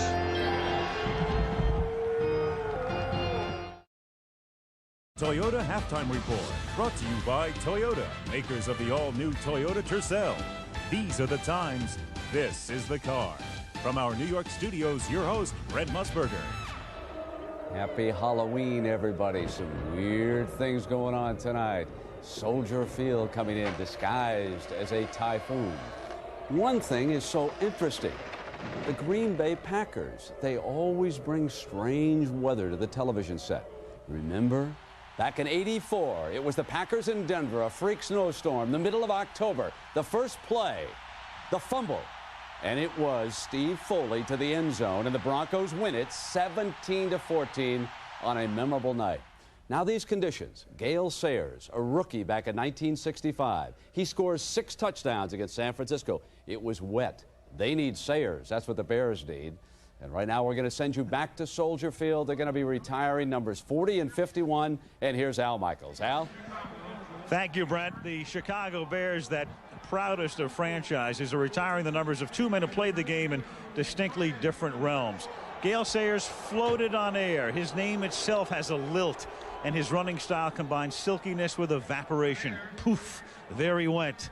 Knee injuries chopped his career in half, and like baseball's Sandy Koufax, he came and he went too fast. His tenure was both fleeting and fabulous. 7 seasons were enough to make him the youngest Hall of Famer ever. On a football field and off, Gale Sayers was the epitome of elegance. While Sayers' feet rarely seemed to touch the ground, Dick Butkus was entwined with the ground. In our mind's eye, he's covered with dirt and mud and blood, and the sound effects are growling and grunting and snarling.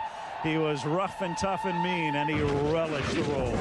He was the monster of the Midway, and the people having to block him every encounter was Halloween. To an offense, he was the epitome of terror.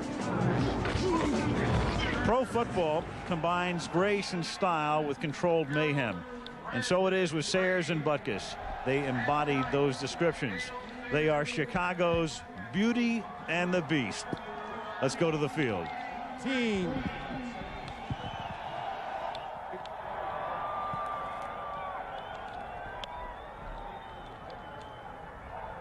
Ladies and gentlemen, bear with us for a moment as we await the ABC national TV audience, which will show this special moment across the country. Right there. He wanted it in eight minutes. We're right there.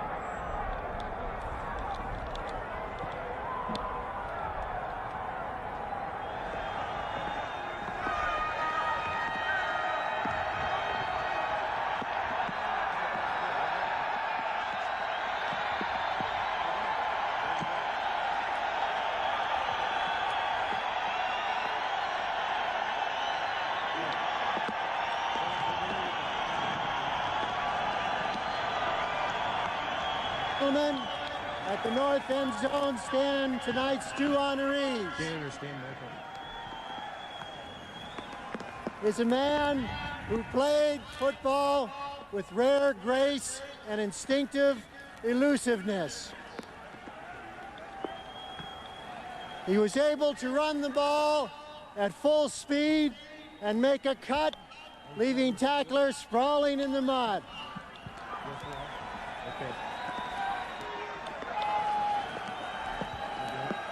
As Bear fans everywhere know, he was the most purely exciting runner ever to play the game.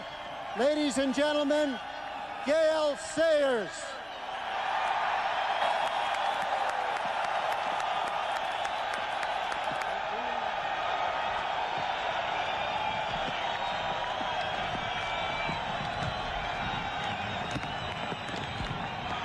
As Bear fans everywhere know, when we watch Gale Sayers run, we were watching a master magician at work. Gale, thank you for 7 glorious seasons and fabulous memories. Tonight, on behalf of Bear fans everywhere, it is my privilege to retire Bear jersey number 40 forever.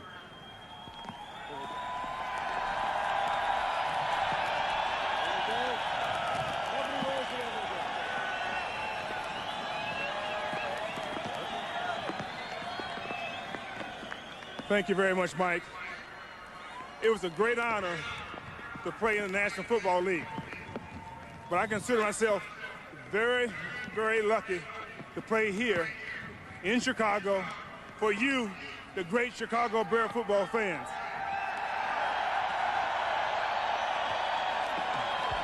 I want to congratulate my teammate, Dick Buckus.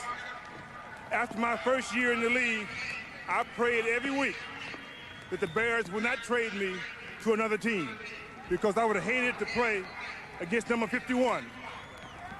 There are 2 people very special to me that are not here tonight, but I'm quite sure they're looking down and smiling and probably saying, it's about time. And that's George Hallis and Brian Piccolo. Thank you very much.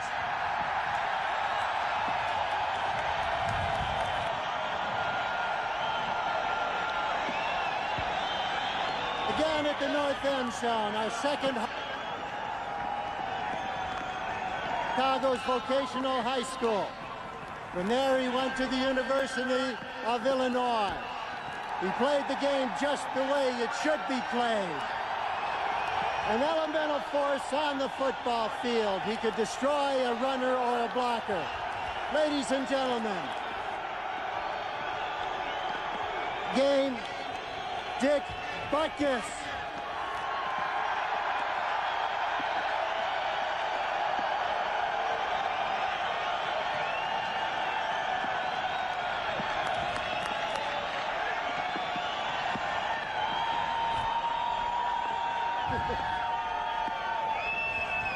It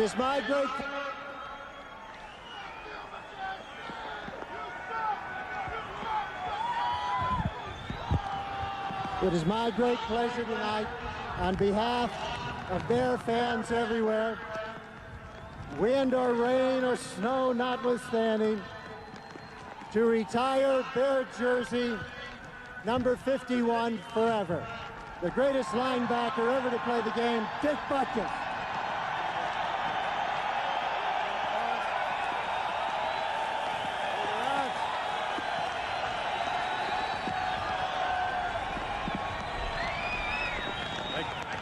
Thank you, Michael. Years ago, if somebody had told me that one day you'll be standing in a ceremony at Soldiers Field with one of the greatest running backs who ever played the game, Gale Sayers, in a ceremony, and they were going to retire your jersey forever from the Chicago Bears, I would have said that it was a pipe dream. However, I do dream, and one of those dreams is coming true tonight. As a matter of fact, in my life, a lot of dreams have come true, and I'm living proof that the American dream is alive and well. When I was in high school at Chicago Vocational, I dreamt someday I'd go to college and play some big-time football, and that dream came true. When I was at the University of Illinois, I dreamed someday that maybe I could play for Papa Bear and the Chicago Bears, and that dream came true. When Michael McCaskey called and told me of this honor, I was thrilled beyond words. I stand before you with deep humility and pride. I'm proud of Chicago, and I'm proud to tell you that when I played for you, I gave it the very best I could. In closing, I'd be remiss if I didn't say my thanks to the good Lord that blessed me with my talents, blessed me with my parents who raised 9 children and loved them to no end. I'd like to thank my wife Helen and my children Nikki, Ricky, and Matt, whose support has been unending. I'd like to thank the entire Bear organization, the McCaskies, my teammates and coaches, and all of you Chicago Bear fans. And of course, Papa Bear, who I'm sure is looking down on us tonight. Thank you very much.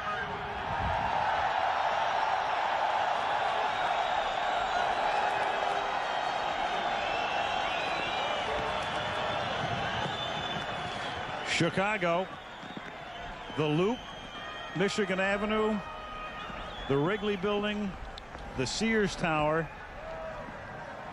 Butkus, and Sayers. Halftime, Green Bay leading 14-0, and we'll be back.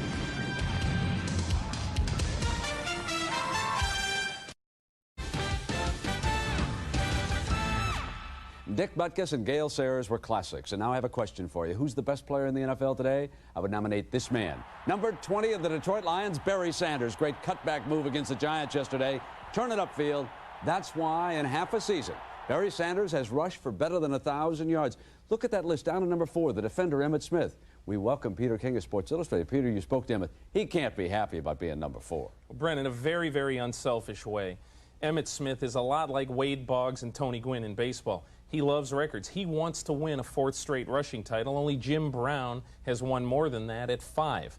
And he still thinks, even though he's 287 yards behind Barry, I talked to him today, he still thinks he can win this year. Yeah, but there's trouble on that offensive line. No question about it. Eric Williams underwent surgery today. They found much more severe knee damage than they thought. He underwent major reconstructive surgeries out till July. Peter, any room under the salary cap for the Cowboys to sign a replacement? Absolutely not. They'll be lucky to sign a blocking sled, Brent. Look at these figures. You got $38,000 for the Cowboys under the cap now. The Vikings can afford a spate of injuries. They got $1.9 million to work with. Speaking of money, look at this scene in Indianapolis. Bernie Kukar's the referee in white. Number 66, Donald Evans of the Jets. What happens here, Peter? Brent, any professional player knows you cannot shove or put your hands on an official, no matter what the official does to you. Evans touches the official, Bernie Kukar. He's going to find himself $5,000 lighter this week, Brent. Clearly, the referee touched him first. Brent, you cannot touch an official. He's going to get fined $5,000. Not even the day before Halloween? No way. No way. We'll be back. Second half of the Packers and the Bears on ABC. It will open your eyes and turn heads. It is smart. It's about getting more power and better handling, more miles per gallon, style, inside and out. It's about choice, 2 doors or 4 doors. These are the times. This is the car. It's the all-new Tercel from Toyota. The Toyota Halftime Report has been brought to you by Toyota, makers of the all-new Toyota Tercel. These are the times. This is the car. We'll be back with the second half kickoff after this from our ABC stations. ABC's Monday Night Football is being brought to you by Merrill Lynch. For our clients, the difference is planning. The difference is Merrill Lynch. Bud Light, if you want great taste that won't fill you up and never lets you down, make it a Bud Light. And the new Dodge, a division of the Chrysler Corporation. In Chicago, where it's been raining all night and all day, Al Michaels, Frank Gifford, Dan Deerdorf, Lynn Swan on the sidelines. More no-shows than shows at the moment. And 14-0 is the score. Green Bay on top. Either that or Kevin a lot of Butler these out there practicing a little bit. Either that or a lot of these spectators on Halloween night are dressed as the invisible man. One or the other. No lofty yardage there, except when you get to that turnover category and you see the Bears have rolled it over 3 separate times. And Green Bay has capitalized with a touchdown on one of them. But they are up 14-0, and amazingly still no passing yardage for the Green Bay Packers, as Brett Favre has yet to complete a pass. Last time a team, well, it's been 20 years, Buffalo against the Jets. I wonder what kind of weather there was. Of course, Buffalo also had a guy named O.J. Simpson running the ball for them back in 1974, and they won the game 16-12. Well, Thus saith our producer, Ken Wolf. Joe Ferguson was the quarterback. It couldn't have been a snowy day. It was September the 29th. Windy. Very windy. Extremely windy. Oh, those letters from Buffalo are going to come in. Well, it was maybe played in New York. Or did that say at Buffalo? Where was the game played? Please say it was in oh, it wasn't Buffalo. Okay. Orchard Park. Yeah, you're right about the letters. The Chicago Bears will receive the kick here in the second half as Chris Jackie kicks off from the 30-yard line. We'll see if Jackie elects to kick it this time, or we'll just stare at it and make his coverage mates offsides, as he did in the first half. I think he'll kick.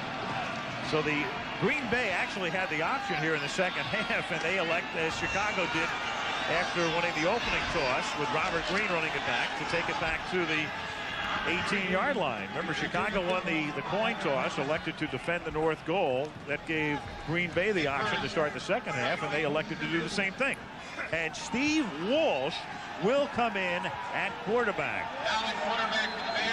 So Dave Wanstead, who said, Kramer's my starter, there is no wavering at all, has just wavered.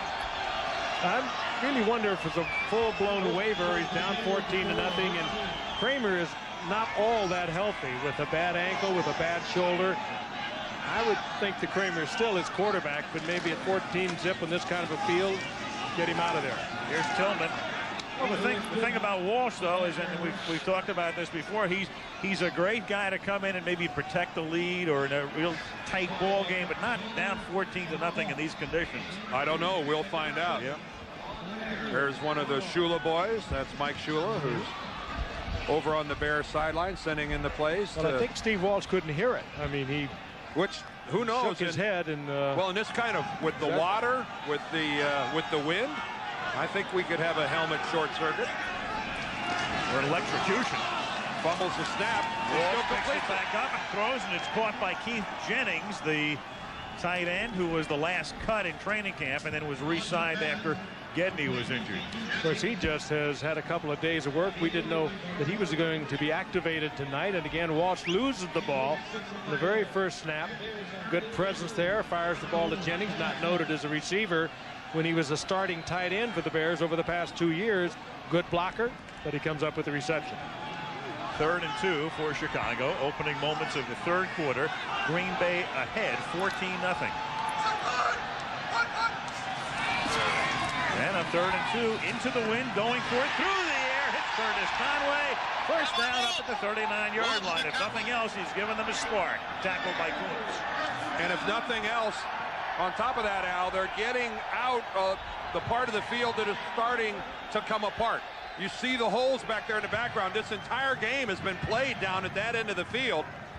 And this is a key completion to Curtis Conway, who just runs a little hook pattern and stops. And that is a very safe pattern to be running, and a good one for Walsh to get his first completion. The second completion, rather. He's already got one to Jennings. The longest completion of the night. That's hard to believe. From the 39-yard line, first down. And Raymond Harris, minimal gain up to the 40-yard line. Second down and 9. They've adjusted this offense. I think all we will see particularly going against the wind from either team, are the kinds of passes we've seen. Just the little patterns where the receiver takes it downfield, turns into the quarterback, and they try to get the completion without getting any kind of fancy movement, because they're not going to be able to get the ball way out to the side. They're not going to get the ball deep downfield, just short little dinks.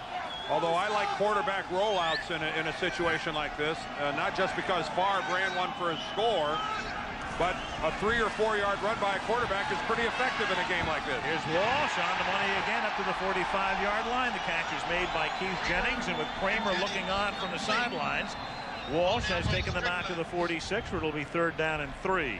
Boy, Jennings and Fred Strickland looked like they had joint possession there for a while. And Jennings, 270-pounder, was able to wrestle it away from Fred Strickland, the middle linebacker of the Packers. Take a look at this thing, going to come right at us across the middle. Even that ball, only in the air for about 10 or 12 yards, wobbling and flopping, and so difficult to control the ball. Third and 3 for the Bears up at the 46-yard line. And Walsh and Graham slipped. The pass was high. And this drive bogs down. Fourth down. And Frank, that's the toughest pattern to try to throw into that wind. Forget it. That ball was flying. It wasn't the slip so much. It's the first time Walsh had a feel of what it was to throw it to the side, and the ball just took off on him. The rain is horizontal right now, so good luck on this kick. From the 46-yard line, Gardocki. He almost missed the last one.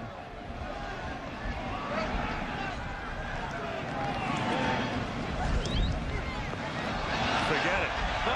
It's coming back. Yep, it is. And it is down at the 45-yard line. That is a 9-yard kick. Missed something. That kind of night.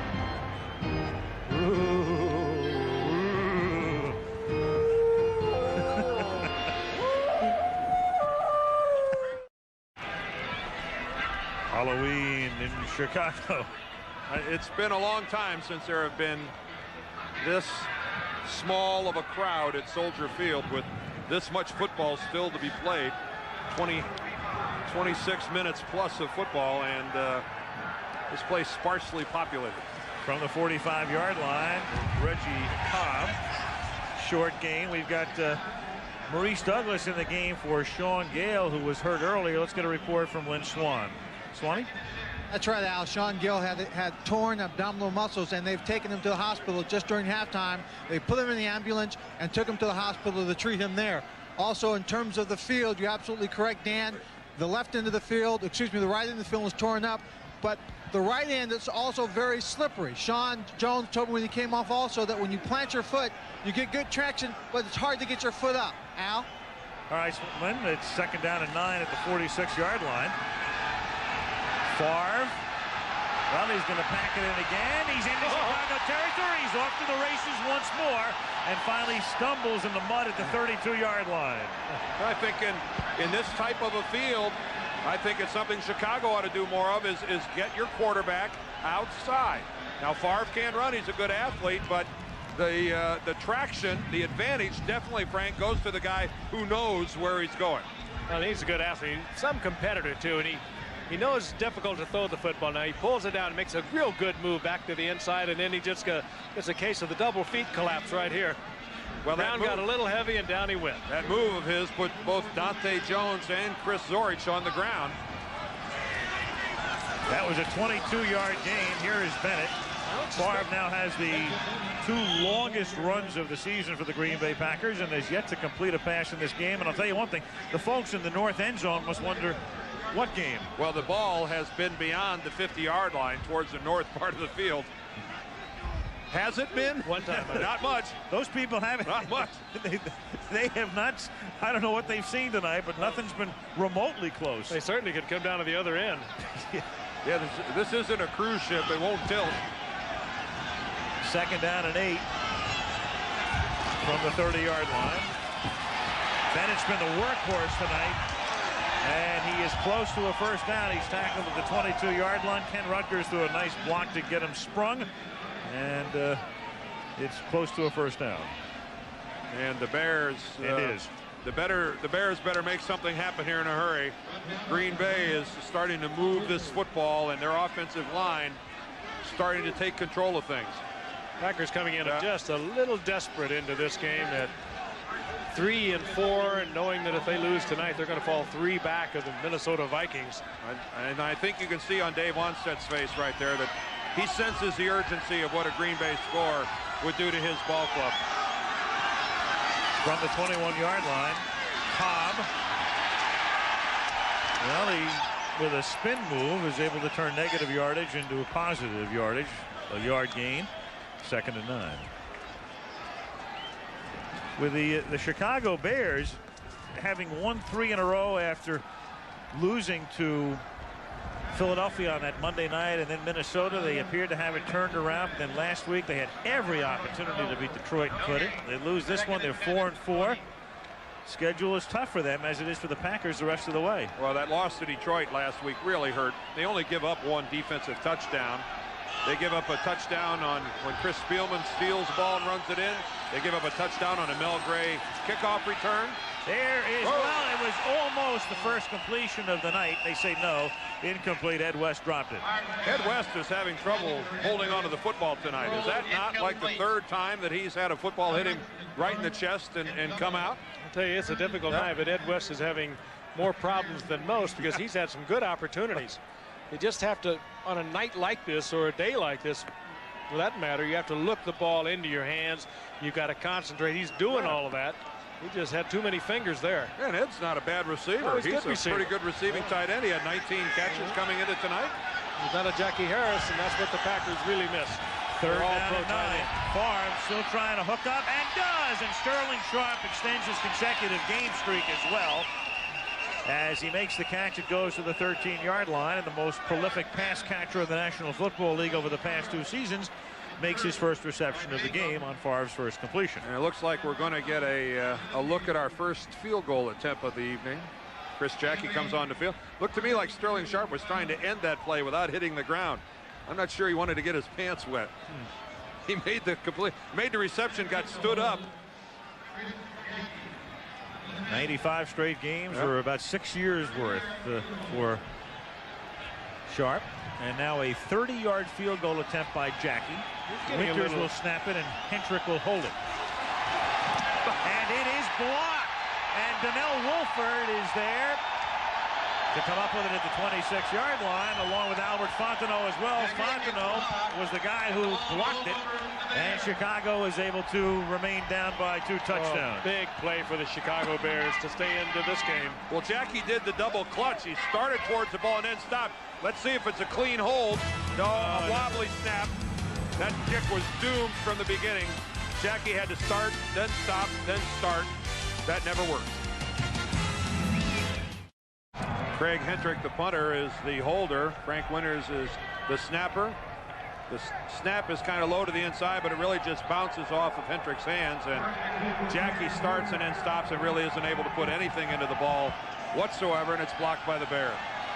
Still 14-0 Green Bay. Chicago at the 25-yard line, and Tillman exploits a hole for a gain of 6 with 6 minutes and 30 seconds to go in the 3rd quarter.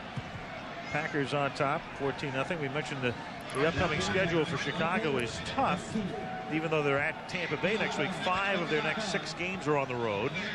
And Green Bay for the rest of the season plays only 2 games in Lambeau Field, 2 others in Milwaukee, and then they've got a rather tough Thanksgiving period. Oh, they have to play in Buffalo on Sunday, and then on Thanksgiving Day travel to Dallas. Back-to-back road games to last year's Super Bowl teams. That's hardly a favorable bonus for the Packers, and Mike Holmgren, in talking to him last night, is painfully aware of it. Tillman, the ball carrier, and Steve McMichael's been pretty quiet tonight, the ex-Bear, and on the tackle. Well, why don't we just take a look at it? He is number 90. He's locked up with his old friend Mark Bortz. It's his kind of night, too, isn't it? A lot of mud, a lot of dirt. Stood Bortz up, took a peek into the backfield, shed him, and made the tackle. His being in Green Bay might be one of the big problems with the Bears' run defense. And McMichael could have played in those uniforms. He is a throwback. A first down for Robert. Whoa, but he loses the football. And Green Bay has it. Doug Evans comes up with it. Well, what a pickpocket move by Evans. How did he get that ball away from Green? Spielman got it away from Gedney, and here's a Chicago first down and a loss of possession. Just ripped it out in a great move by the cornerback. And the Pack has it back.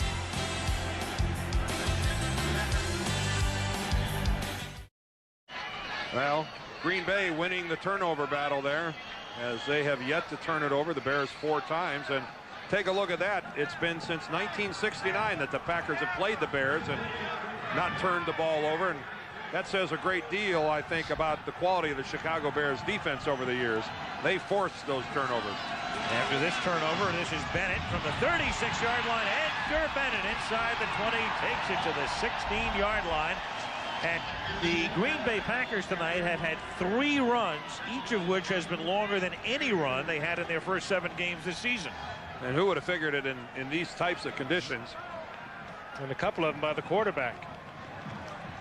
Bennett again, sort of the all-around back that you need in this kind of an offense, the Mike Holmgren offense. Good break back across the middle, gets away from Carrier. Good strong running and good numbers on the part of Edgar Bennett. Good block out front there by Harry Galbraith. First down at the 17. Bennett again, his 21st carry of the night, is a functional one as he takes it down to the 12-yard line. Gain of 4 or 5, and we have 4:20 left in the third. 14-0 Packers. I'm going to throw this out because I don't know the answer. I hate to ask it. Have we had a holding call tonight? No. Really unusual in a sloppy field like this that you don't get some sort of a holding. Somebody slips and drags a guy down with him. It has been a relatively clean game from a penalty standpoint. Ball at the 12, second down and 5. Bennett burrows to the 11-yard line. It'll be 3rd and 4. Joe And again, Kane on the tackle. We're at the end of the field where this entire game has been played. One of the reasons they're letting Bennett handle that ball, he has handled the ball about 250 times, either receiving or as a running back, and has not coughed it up. Very sure-handed, puts it away. He takes good care of it. Good cutback to get a couple of yards. He took out a pretty good chunk of the Soldier Field sod when he made that cut back to his right. It's really getting messy in this part of the field now. 3rd and 4. Favre, that's his second completion of the night. The catch is made by Robert Brooks, who takes it to the 1 for a first and goal. Carrier with the tackle. Well, Brooks, the left side counterpart most of the time to Sterling Sharp, gets very little attention as they gang up on Sharp, and he is wide open on this, and Favre gets another completion. Just clearing a Bears' outstretched hands. Carrier there to keep Brooks out of the end zone, but it'll be 1st and goal inside the 2. In adverse conditions like you're experiencing here at Soldier Field, looks like the Packers are forced to take a timeout. They've got some sort of confusion as to either the play or the personnel. It has been a very efficient performance by Brett Favre.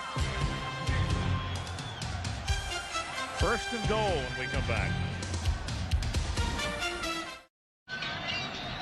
Ballerine Paparazzi. That's, I believe, one of ours. 1st and goal at the Chicago 1-yard line after the timeout. Reggie Cobb is in motion. They give it to Bennett, who's had a big night, and it's even bigger. Edgar Bennett with a touchdown, McIntyre with a block, and Edgar Bennett in his first pro start in '92 ran for 107 yards against Chicago.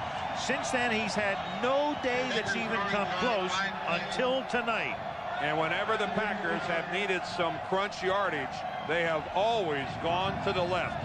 Winters at center, McIntyre at left guard, Rutgers at left tackle.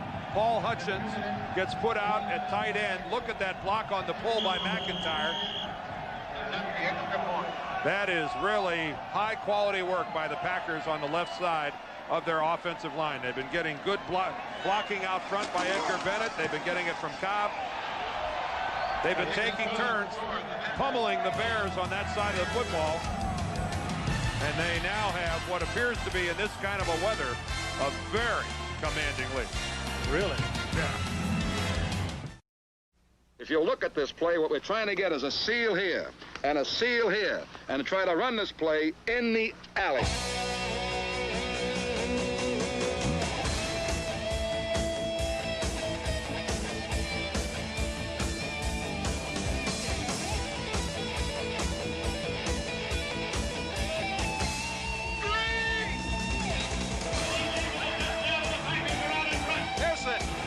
Touchdown! He's gone! Touchdown! It is. Yes! He held on the ball! He's going to go!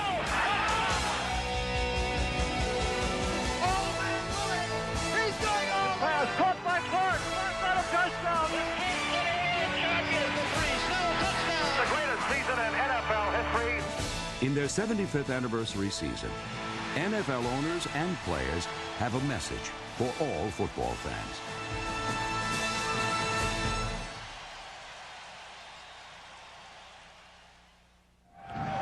Tomorrow night on ABC, Tim Allen with Home Improvement, Brett Butler, Grace Under Fire, part of our big Tuesday night lineup. And then on Wednesday night, that quartet of programs coming your way in prime time right here on ABC. We take this show to Dallas, more specifically Waving, Texas. Next Monday night, Dallas against the Giants. Score 21-0. As Curtis Conway fields the kick and is run out of bounds up at the 33. That's the now there are some of the sweetest feet that ever belonged to anybody. Walter Payton standing on the Bears sideline. We always said that this guy was resourceful, and that's a pretty effective way of keeping your feet dry. Walter stopped up in the booth earlier and said hello, and he's here tonight to honor Gale Sayers, Dick Butkus. This proud franchise has had its share of Hall of Famers. A real tribute to Gale Sayers and Dick Butkus. This stadium was more than half filled with the rain starting early today, and it's sparsely filled now, but they came out for Sayers and Butkus. Walsh intended for Harris, incomplete. Second down. I had the honor of going into the Hall of Fame, the same class with Gale Sayers. Got to know him. Very special individual. He's got his life together in great shape, as Dick Butkus. Leroy Butler is limping off, the strong safety. Tim, how he has been banged up. He was question mark coming into this game. Bruised shin. I didn't know whether he was going to be able to go. Second down and 10. Tillman. No. Hello. Not at all. Gilbert Brown. Gilbert has made some plays tonight. That one he chose to keep his helmet on throughout the play's entirety, but he has, you know, for a second-year player out of Kansas. He got him on waivers, didn't they? Minnesota. Sure they like did. him. And he is a large one, 6'2", 330 pounds. And Gilbert's got a little something to say. Yeah, it's when you got the lead, you're making the plays. Go ahead, let it hang out a little bit. 3rd and 11. You saw Butler come back into the game, though he's still limping. Walsh has it deflected and incomplete. Knocked down by Reggie White. Well, Reggie, as we were talking about earlier, moves inside in the nickel situation, and he is a force. At his age, you'd think that he might be reaching that point. He almost goes off sides. But you'd think he'd be reaching that point where maybe his performance would start to slack off a little bit. If anything, this might be the best year that Reggie White has had in some time. Reggie, 32 years old. It's hard to imagine that he's getting better at this age. This kick into the wind, and falling down is Mike Pryor, making the catch at the 34-yard line. Pryor got his feet stuck in the mud. He couldn't get them out, and down he went.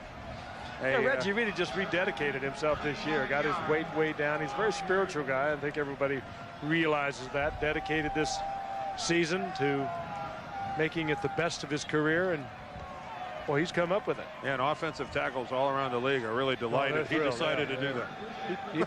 He tries to convert him right there on the field. He'll get him down on one knee, one way or the other. He'll also get them thinking about next week. Just get me out of this game. I've had enough. From the 35-yard line, I believe. Oh, Favre is going to the air, and he completes it to Anthony Morgan, the former Chicago Bear, makes his first catch of the game. Pretty obvious it was his first catch of the game. You saw him running that pattern. Talk about sticking out. Look at that uniform. No way he's going to sneak on the field. That thing might as well be iridescent.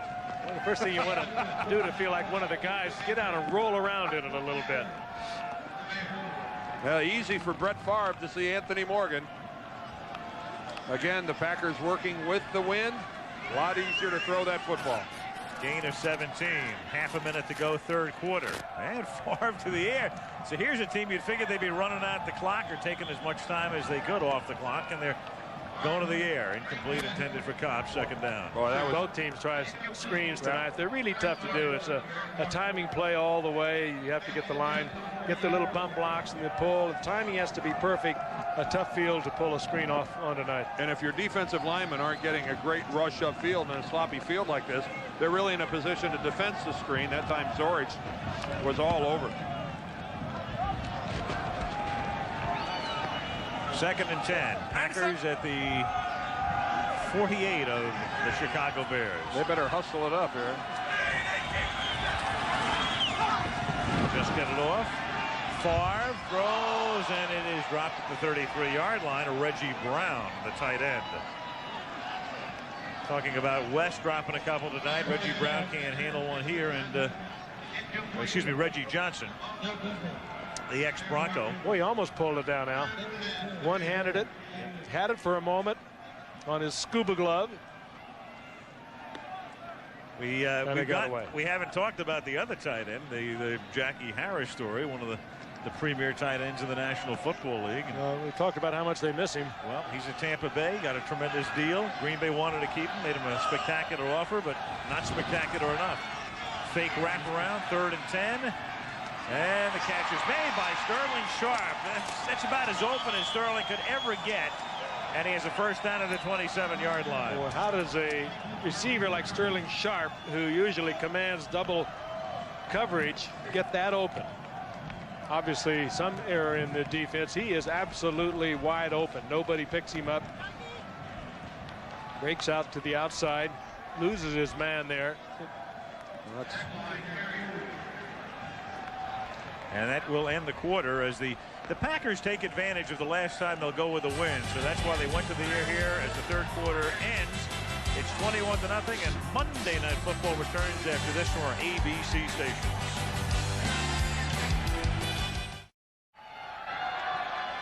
Ba ba ba ba ba ba ba ba. We start the fourth quarter quickly. Yes. Like that count. Right on time. Green Bay on top by a score of 21-0.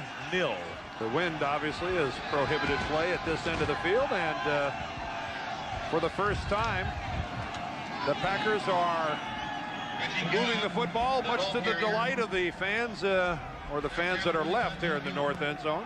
Reggie Cobb picked up a couple. They are they're doing their number on virgin turf right now. Before a rather sparse gathering. I don't know if we got an official attendance figure as yet tonight. But it was a sellout. Totally sold out. They've been selling out for years here, but with the weather, a lot of no-shows. A ton.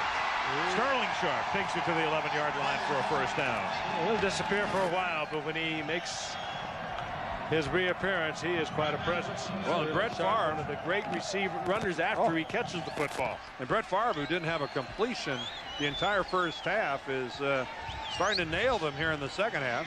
He's a little bit sheltered down here, too, with the stands. He's kind of in the lee of the stands, and probably a lot less wind than there is in midfield. Well, he'll be able to work the ball in the air a lot easier down here. From the 11-yard line, Kahn swings to the outside, avoided Douglas, and then gets tackled by Dante Jones. Frankly, Brett Favre was having a heck of a night.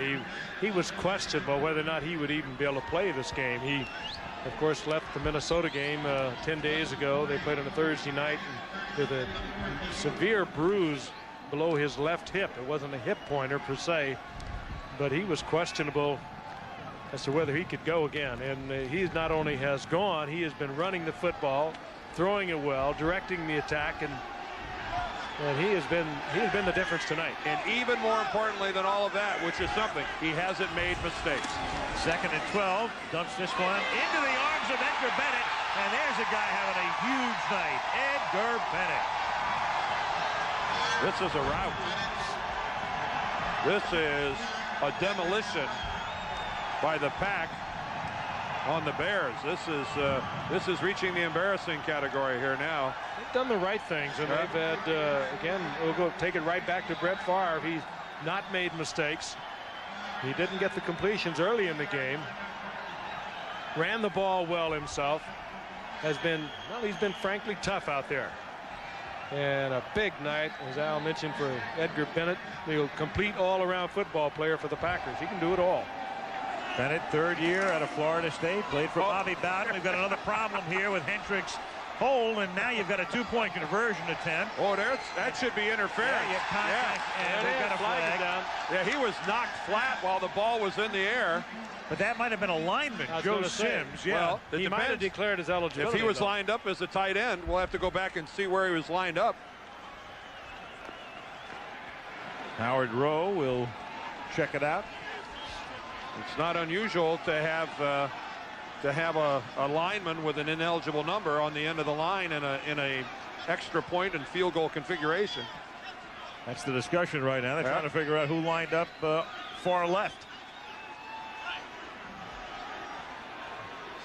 And it takes a quintet to determine this.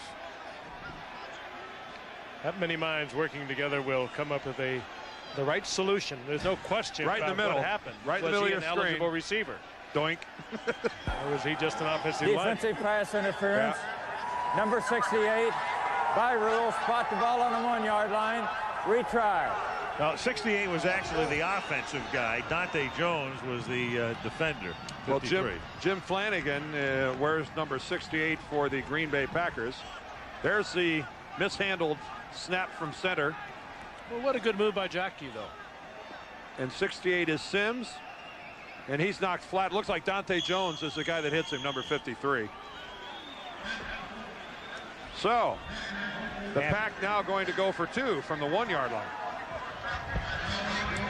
Pretty solid move after their inability to try to kick something from placement. And Edgar Bennett just can't go anywhere. John Mangum, among others, stopping him. So the conversion attempt is unsuccessful, but the Packers have things well in hand. 27-0.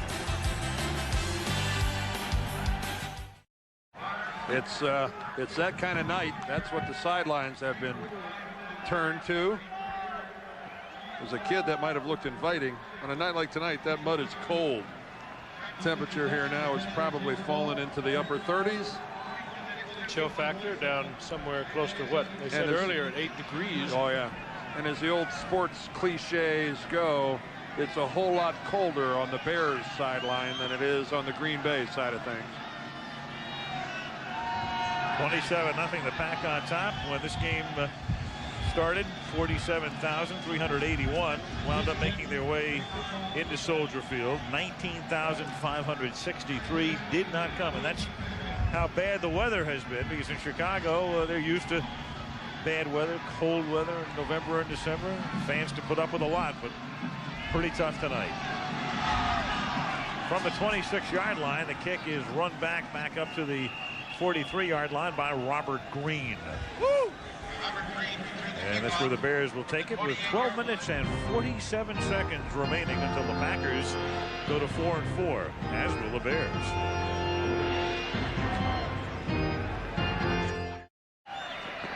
.12:47 to go. The Chicago Bears trailing 27-0. And for the Green Bay Packers, it's been a very important game, a very important victory that will be forthcoming here in a situation where, after that overtime loss to Minnesota, to go 3-5 at mid-year, and with the tough schedule upcoming, they needed a victory tonight, and they're going to get one as the catch is made by Tom Waddle up at the 47-yard line, and the Bears will go without a huddle.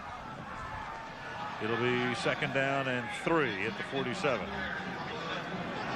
And well, it worked. It was snapped a little early, but it was accepted and given to Robert Green, and he picks up the 1st down, and the Bears will go without a huddle at the Green Bay 44-yard line. Jerry Fontenot, the center, handed that thing over to Steve Walsh. Looked to me about on 1 when it was supposed to be on 3. Walsh throws, and wide open over the middle. It is Ryan Wetnight, the appropriately named Ryan Wetnight, taking it to the 28-yard line. Oh, we've been waiting all night for that one. 1st and 10 at the 28. And this, remarkably, the best looking drive the Bears have had going all night. And slithering his way is Robert Green to the 24-yard line. Little hurry-up offense, directed by Steve Walsh, calling the plays from the line of scrimmage. They're not saving a whole lot of time. 2nd and 7 at the 25. Walsh under pressure, and that one is incomplete, so it'll be 3rd down and 7. And let's check in with Lynn Swan. He's still here? Yeah, I'm still here.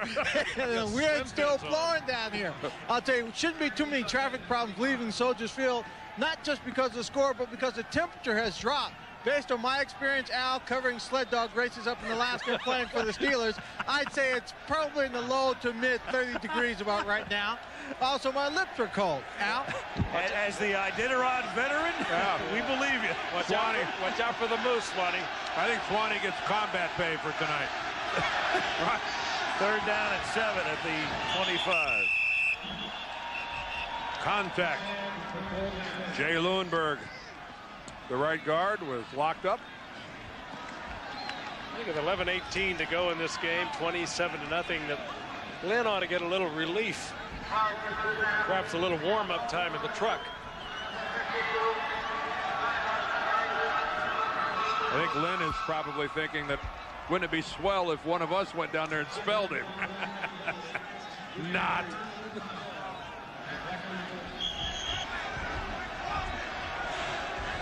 Third down and 12 at the 30-yard line. Oh, Shan. Well, nothing like breaking up a play and not having any idea where the ball is.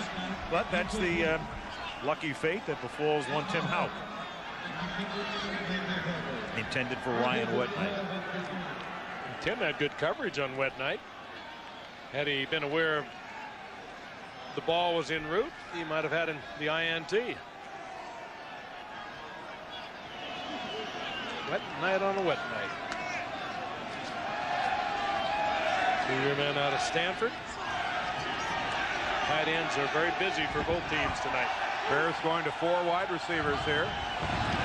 4th and 12. And very close to a first down. Did he get it is the question. The catch is made. Graham gets up and takes a look. And it's more than likely close enough to bring in the chain gang.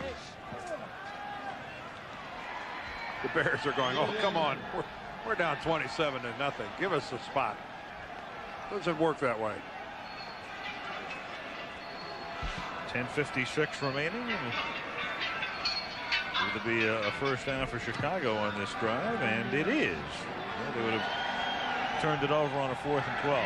Very good judgment on the part of Jeff Graham, the former Pittsburgh Steeler. Hey, they slapped this thing in the end zone here. I've seen crazier things. They'll have this wind, obviously, for the balance of the 4th quarter. Quick score, a Green Bay mistake. And catch is made by Waddle. Well, you know, I'm not going to suggest that they're going to win this game, but in that Philadelphia game we did in week 2, Philly had that 30-0 lead. Chicago scored 22 points and had a chance to recover an onside kick with about a minute and a half left in the game. They did.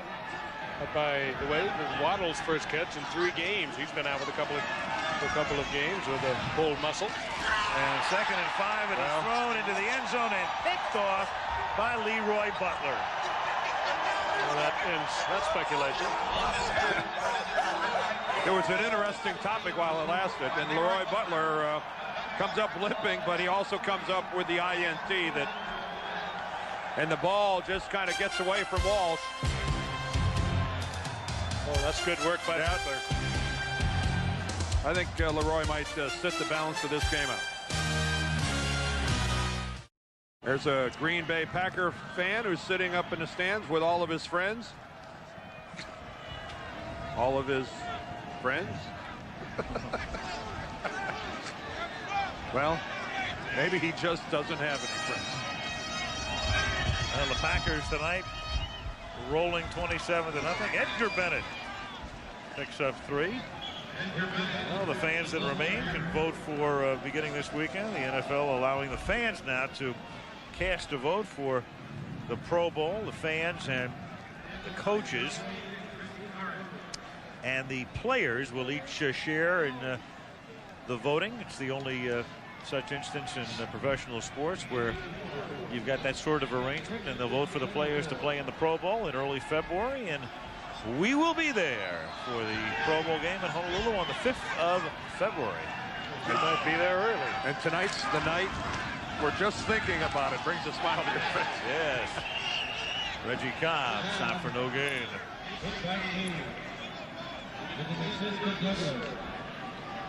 Third and 7. 3rd and 7 at the 23. Chicago in 1994 allowing 142.7 yards rushing per game. They've never led the NFL in rushing yards allowed. And they're leading it by almost 20 yards a game over Kansas City in second. Look at it tonight, 183. 3rd down and 7. And Bennett makes it about 185. They've also given up the 2 longest runs of the season. Johnny Johnson going for 90 in the Jets-Bears game. Barry Sanders last week. You know, and they've also gotten behind so many times early that so many teams have just decided to sit on the ball, run the football, and consequently they have given up a lot of yards against the rush. You caught Ron Botchin, the umpire, who might be able to work in a laundry tab on his expense account this week. He got dumped and not have it questioned. Hendrick to punt into the wind. And it just dies. It dies in the mud at the 44-yard line. Almost unbelievable. That thing looked like it had a string attached to it. The flag is down. Back at the 12-yard line. A little collision after the ball was kicked. 19-yard kick. Howard Rowe, who loves caviar, will give us the call. Running into the kicker, number 94, 5-yard penalty. John Theory got a little eager, thought he had it blocked. Missed the block and collides with Gardocki. Yep, pretty much laid an egg with that.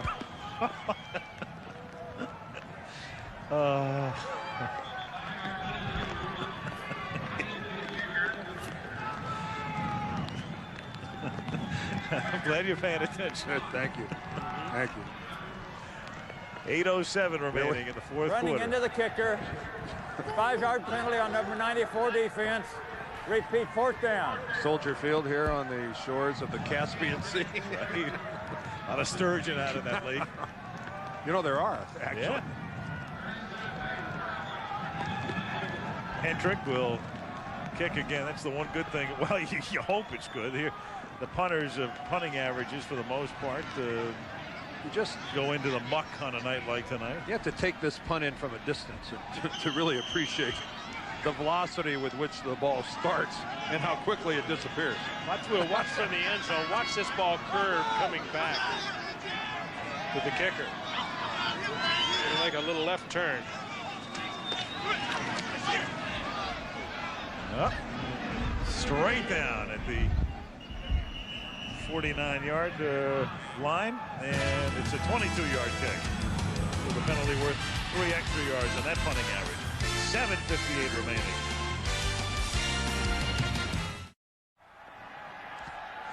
Well, the Lincoln Mercury Kapalua International, from one of the more spectacular venues in the golfing world, begins on Saturday on ABC, and then after that, regional college football action. Miami, Syracuse, Wisconsin against Ohio State, or the Trojans of USC against the Cougars of Washington State at 3:30 Eastern this Saturday on ABC. Nothing like playing golf at Kapalua, watching the humpbacks jump in the straight between Maui and Lanai.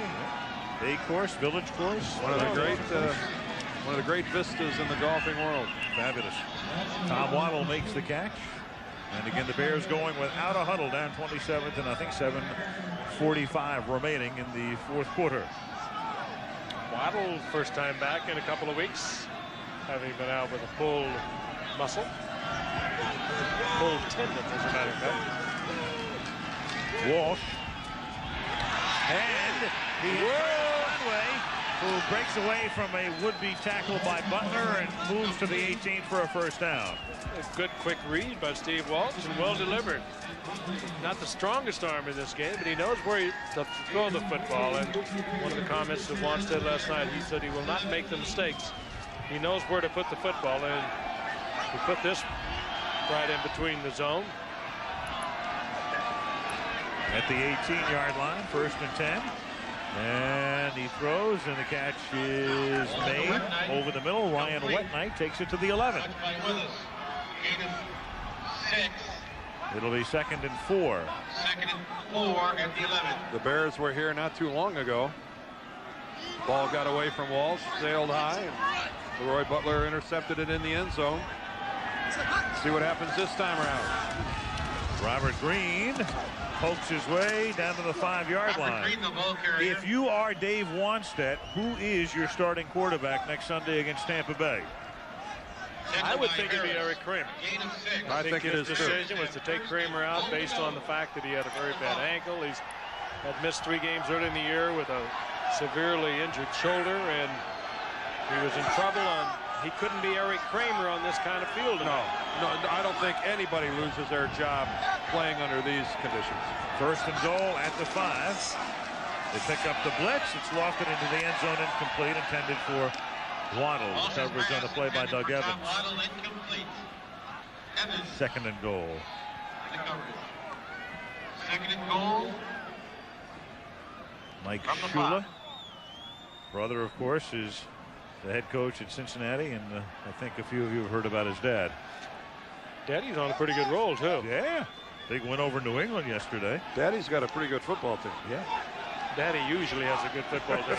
He has a bad team that plays well. 2nd and goal at the 5.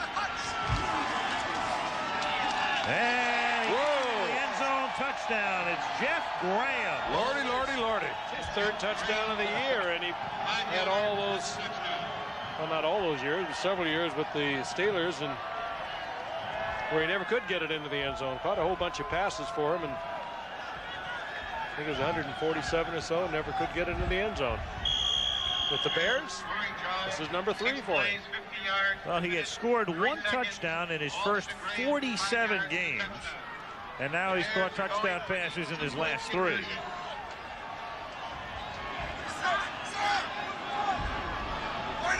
And the Bears are going for 2. And Walsh on a little fade, and it's Graham picking up 8 points. No. They say he's out, and he can't believe it. How does he even know? I mean, why is he complaining? I mean, he had no idea where his feet were. Well, the officials did a nice job of conferring before they came to a decision.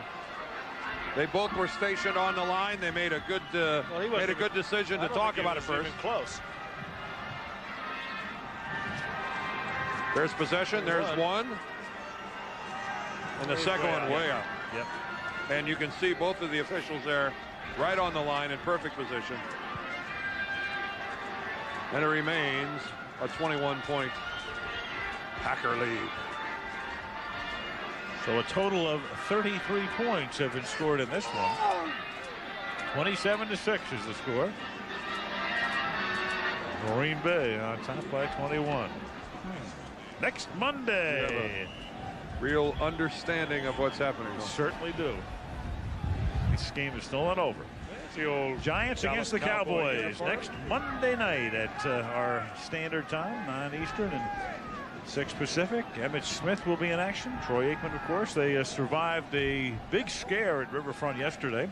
I guess. But they come in with a mark of 7-1, and the Giants are desperately trying to get things turned around.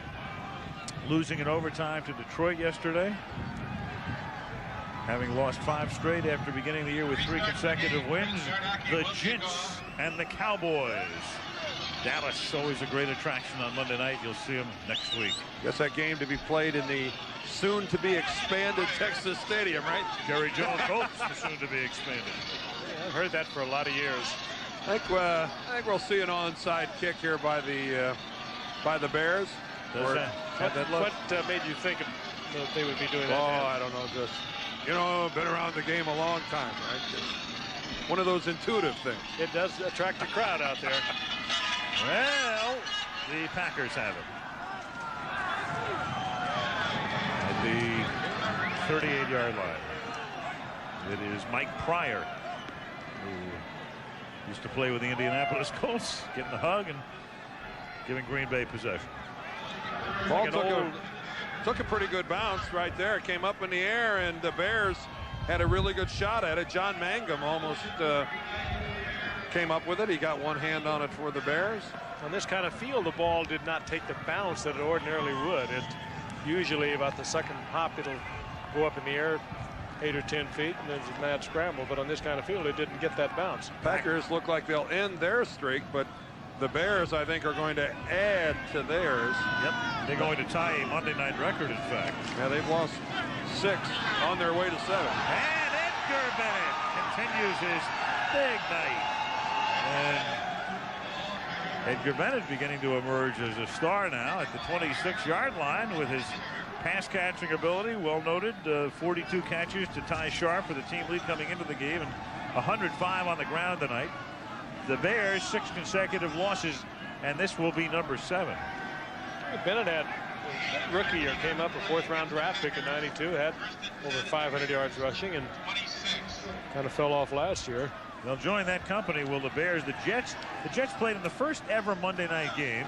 Jets against Cleveland in 1970 and lost their first 7. Denver in that Kansas City game a couple of weeks ago, that classic, that was their 7th consecutive loss on the Monday night. Atlanta hasn't won on the Monday night in a long time. Reggie Cobb. 3 of those streaks still alive. Yes. Atlanta, Denver's, and the Bears. And the Bears now winners of only 12 of their 37 Monday night appearances. And those teams will all go into the offseason sharing it because we don't have any of them on Monday night the rest of the year.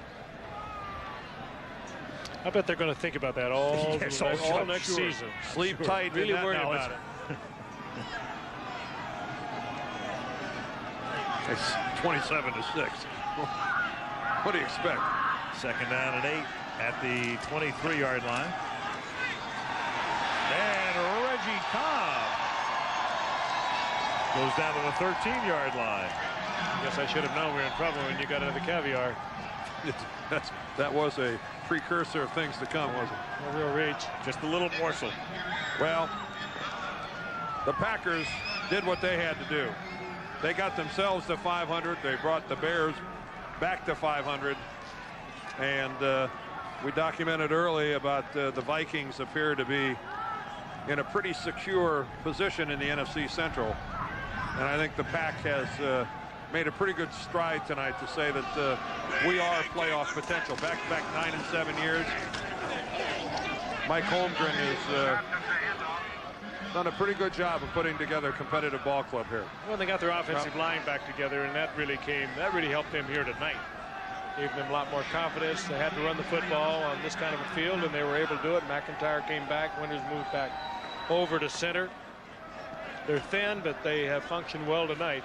And they got a good, strong performance out of their quarterback, Brett Favre, who was questionable whether he'd be able to play or not.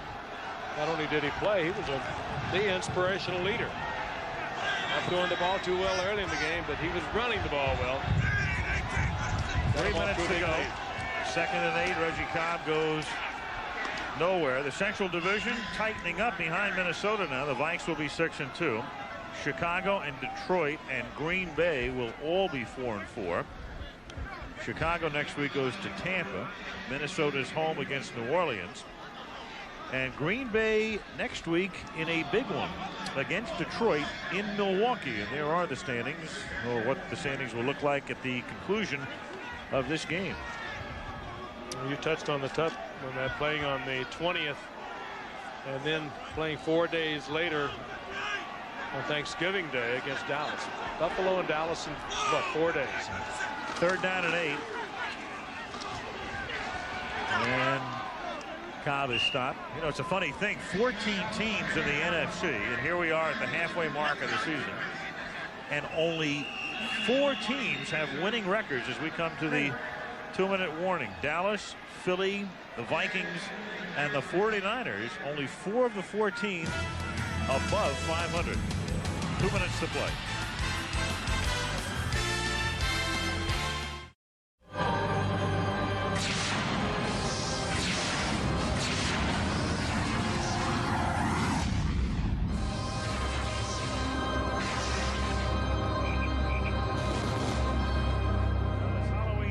A night of horrors in Chicago for Bears fans.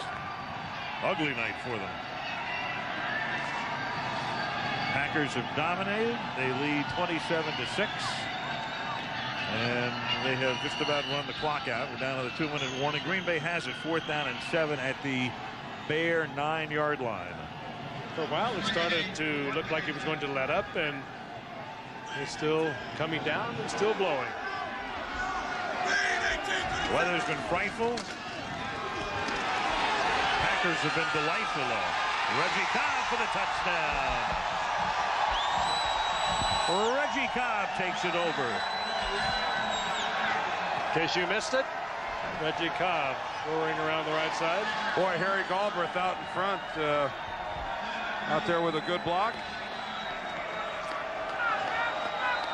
Let's take a look at this punctuation mark by the Packers. Galbraith, number 76, the right guard. Rutgers, the left tackle, comes around. Beautiful block out front. Dorsey Levens, the lead back, and boy, that's just a well-executed play by the Packers. Rutgers from Garces High School in Bakersfield, California. Your old stomping grounds there, huh, Frank? You got it. Boy, that was a good-looking kick, wasn't it? It was straight. Wide right. Wide to the east. Speaking of Ken Rutgers, he was one of the most recruited athletes ever to come out of the San Joaquin Valley, and of course went to USC. Trojans against Washington State. Well, the Trojans are still in the Rose Bowl hunt, but how about those Oregon Ducks? Well, not fun to go up to play Washington State at Washington State, I can tell you that. Nope. Been whomped up on a few times there. Strange things happen in the Palouse. That's Keith Jackson's alma mater. That's exactly right. Grew up wriggling his toes in that bright red Georgia clay and matriculated in the Palouse. I saw him Saturday afternoon in Lincoln, Nebraska. He did all that. Buffaloes were thundering across the plains on their way into Lincoln. Is that where he got that accent growing up in Georgia? And they Went thundering right back out of Lincoln. Packers rushing for 223 yards tonight, and that's their best in that department in 9 years. Well, keep in mind they were averaging 74 a game coming in. That's the second best output so far this season in the league. That will not help the Bears' defensive stats, will it? No. Yeah, they were. That's Fred Shermer, so many years around this league, 62 years old, and still like the Arnspargers. Bud Carson. Bud Carson's one of the well thought of defensive coordinators. Buddy Ryan. Yeah, oh, he's a head coach now for a while now. Well, the Packers tonight, that running game spectacular. Only the Steelers have had a better day this season running. They rushed for 261 in a game against Indianapolis earlier this season, and tonight it's fair caught. Green Bay Packers. There's something that's perfectly legal, but you don't see all that often. Fair catching, a kickoff, and it was done by an offensive lineman, a defensive lineman rather, Jimmy Flanagan. But up at what, at the 45-yard line? Just very unusual presence of mind for a defensive lineman. So the ball is at the 35-yard line for the Chicago Bears.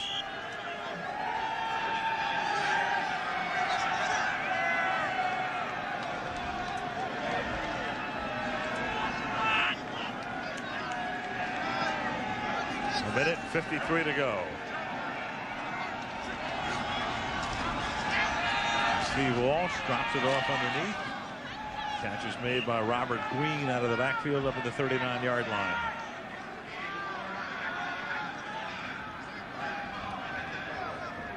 This is one of those situations where I'm not sure that there are the proper words in the English language to describe how good the hot shower is going to feel to these players. It's not going to be all that difficult to complete that many more passes for about 4 yards against that defense. Bring it again. Just don't give up the big one.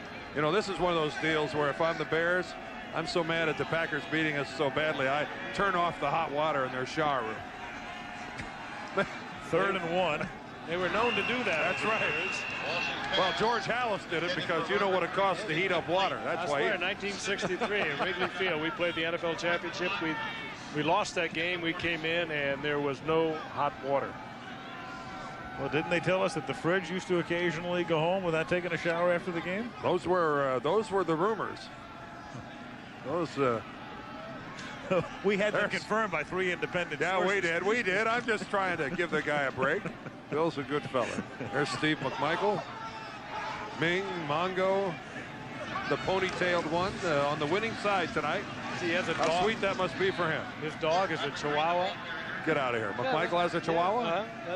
That's his dog.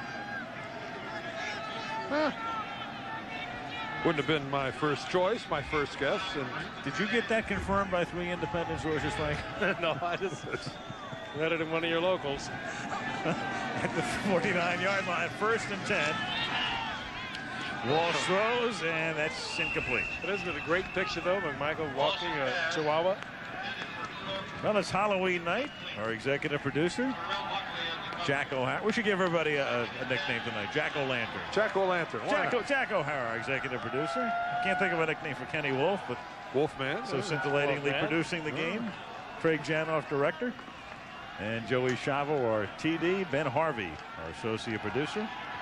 Our crack crew, Jaime Bravo, helping to put together that sensational open. Bob Simon, the production manager, Dennis Szabo and Jim Licata on the technical end. And the pass is caught. Fred King and Brian Gordon. What a doing pair. A scintillating job. Great pair. Steve Hurd, our director of information. And the gang's all here. Andrea Bryant up in the booth with us. George Hill. And Malibu Kelly Hayes on the spotting upstairs. And Malibu tells me that Bobby Christian made that last catch and takes it down to the 37. And you know, Craig Janoff, our director, actually bears a striking resemblance to Kevin Green, the linebacker for the Pittsburgh Steelers. I never realized that they were such lookalikes. Steve Walsh calls timeout with 6 seconds remaining. Down 33-6. Prolong the agony.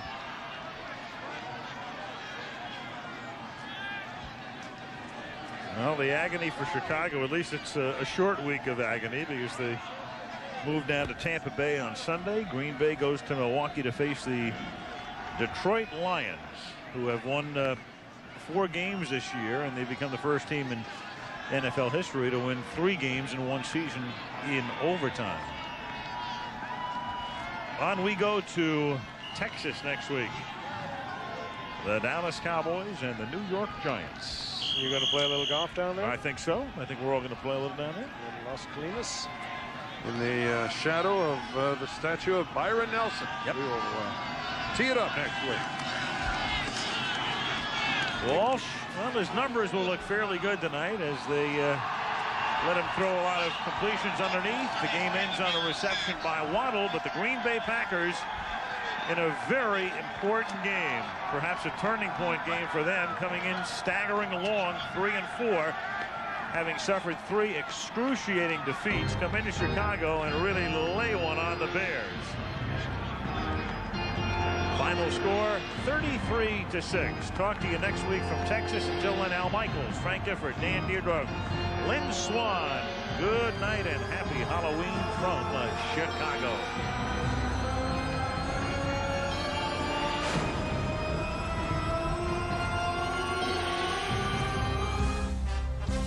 ABC's NFL Monday Night Football has been brought to you by Saturn, a different kind of company, a different kind of car. AT&T, we help put your world within reach. Lay's potato chips, bet you can't eat just one. And Little Caesars Pizza, where you always get 2 great pizzas for 1 low price. Saturday, ABC Sports begins coverage of the Lincoln Mercury Kapalua International, plus regional college football from the Big East, Big Ten, and the Pac-10. Now, except on the West Coast, stay tuned for your late local news at ABC News Nightline over most of these ABC stations. Want to talk to us? Span the globe with ABC Sports and America Online. Call 1-800-474-9900 for a free in-home trial. This has been a presentation of ABC Sports, recognized around the world as the leader in sports television. Hi, Tom. Well, no question about it, Kathy. Hi. It was a monster mash out there, but surprisingly, all the things that we said about the field held up. It was the wind that literally turned this game around. That and the turnovers that the Packers were able to cough up against the Chicago Bears. So I guess we broke even on this Halloween night. Mother Nature decided to throw us a trick, but the Green Bay Packers turned around and give us a big treat tonight as they defeated the Chicago Bears. Immediately after the game, we had a chance to talk to Leroy Butler, a happy Leroy Butler. I guess you want a wet field every day of your life, don't you? Well, this kind of weather we think about, you know, you dream about it. You can't worry about the weather, you just got to get it done. It's a Bear Packer game, you can't worry about it, we just got it done. Now, you guys never lost faith in the offense. They proved themselves tonight, didn't they? Well, the thing is, I think the offensive line, I think they won the game ball today because they really put it on those guys. They drove them off the ball. Bennett had 100 yards, Reggie scored at the end. You know, when the offensive line doing like that, we can always win. Big pick in the end zone. I was trying to preserve the shutout, but we didn't get it, but still, you know, it's just one of those things. Just out there doing my job. Go enjoy. Happy Halloween. All right, thanks. Happy Halloween indeed. The Green Bay Packers beating the Chicago Bears. We'll have more coming up in sports, and surprisingly, and this may surprise you, these stands are empty. They have gone home in the weather tonight. Not a surprise that we ought to be. Tom, sooner or later we want to know why the rain didn't favor the Bears when the experts said it would.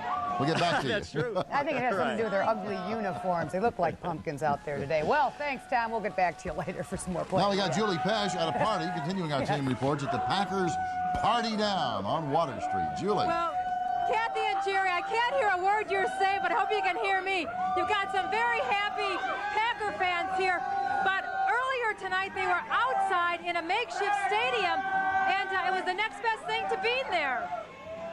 Do people think that you're crazy sitting out here in the cold? Probably. True blue Packer fans huddling together at a makeshift stadium on Water Street, pretending they were at Soldier Field minus the rain. Now we're freezing, but it's fun. I guess I was brainwashed from a very young age, and it's Green Bay Packers or bust. And when the Packers busted out at the end of the first half, scoring 2 touchdowns, these fans felt like they died and went to heaven. At least some did.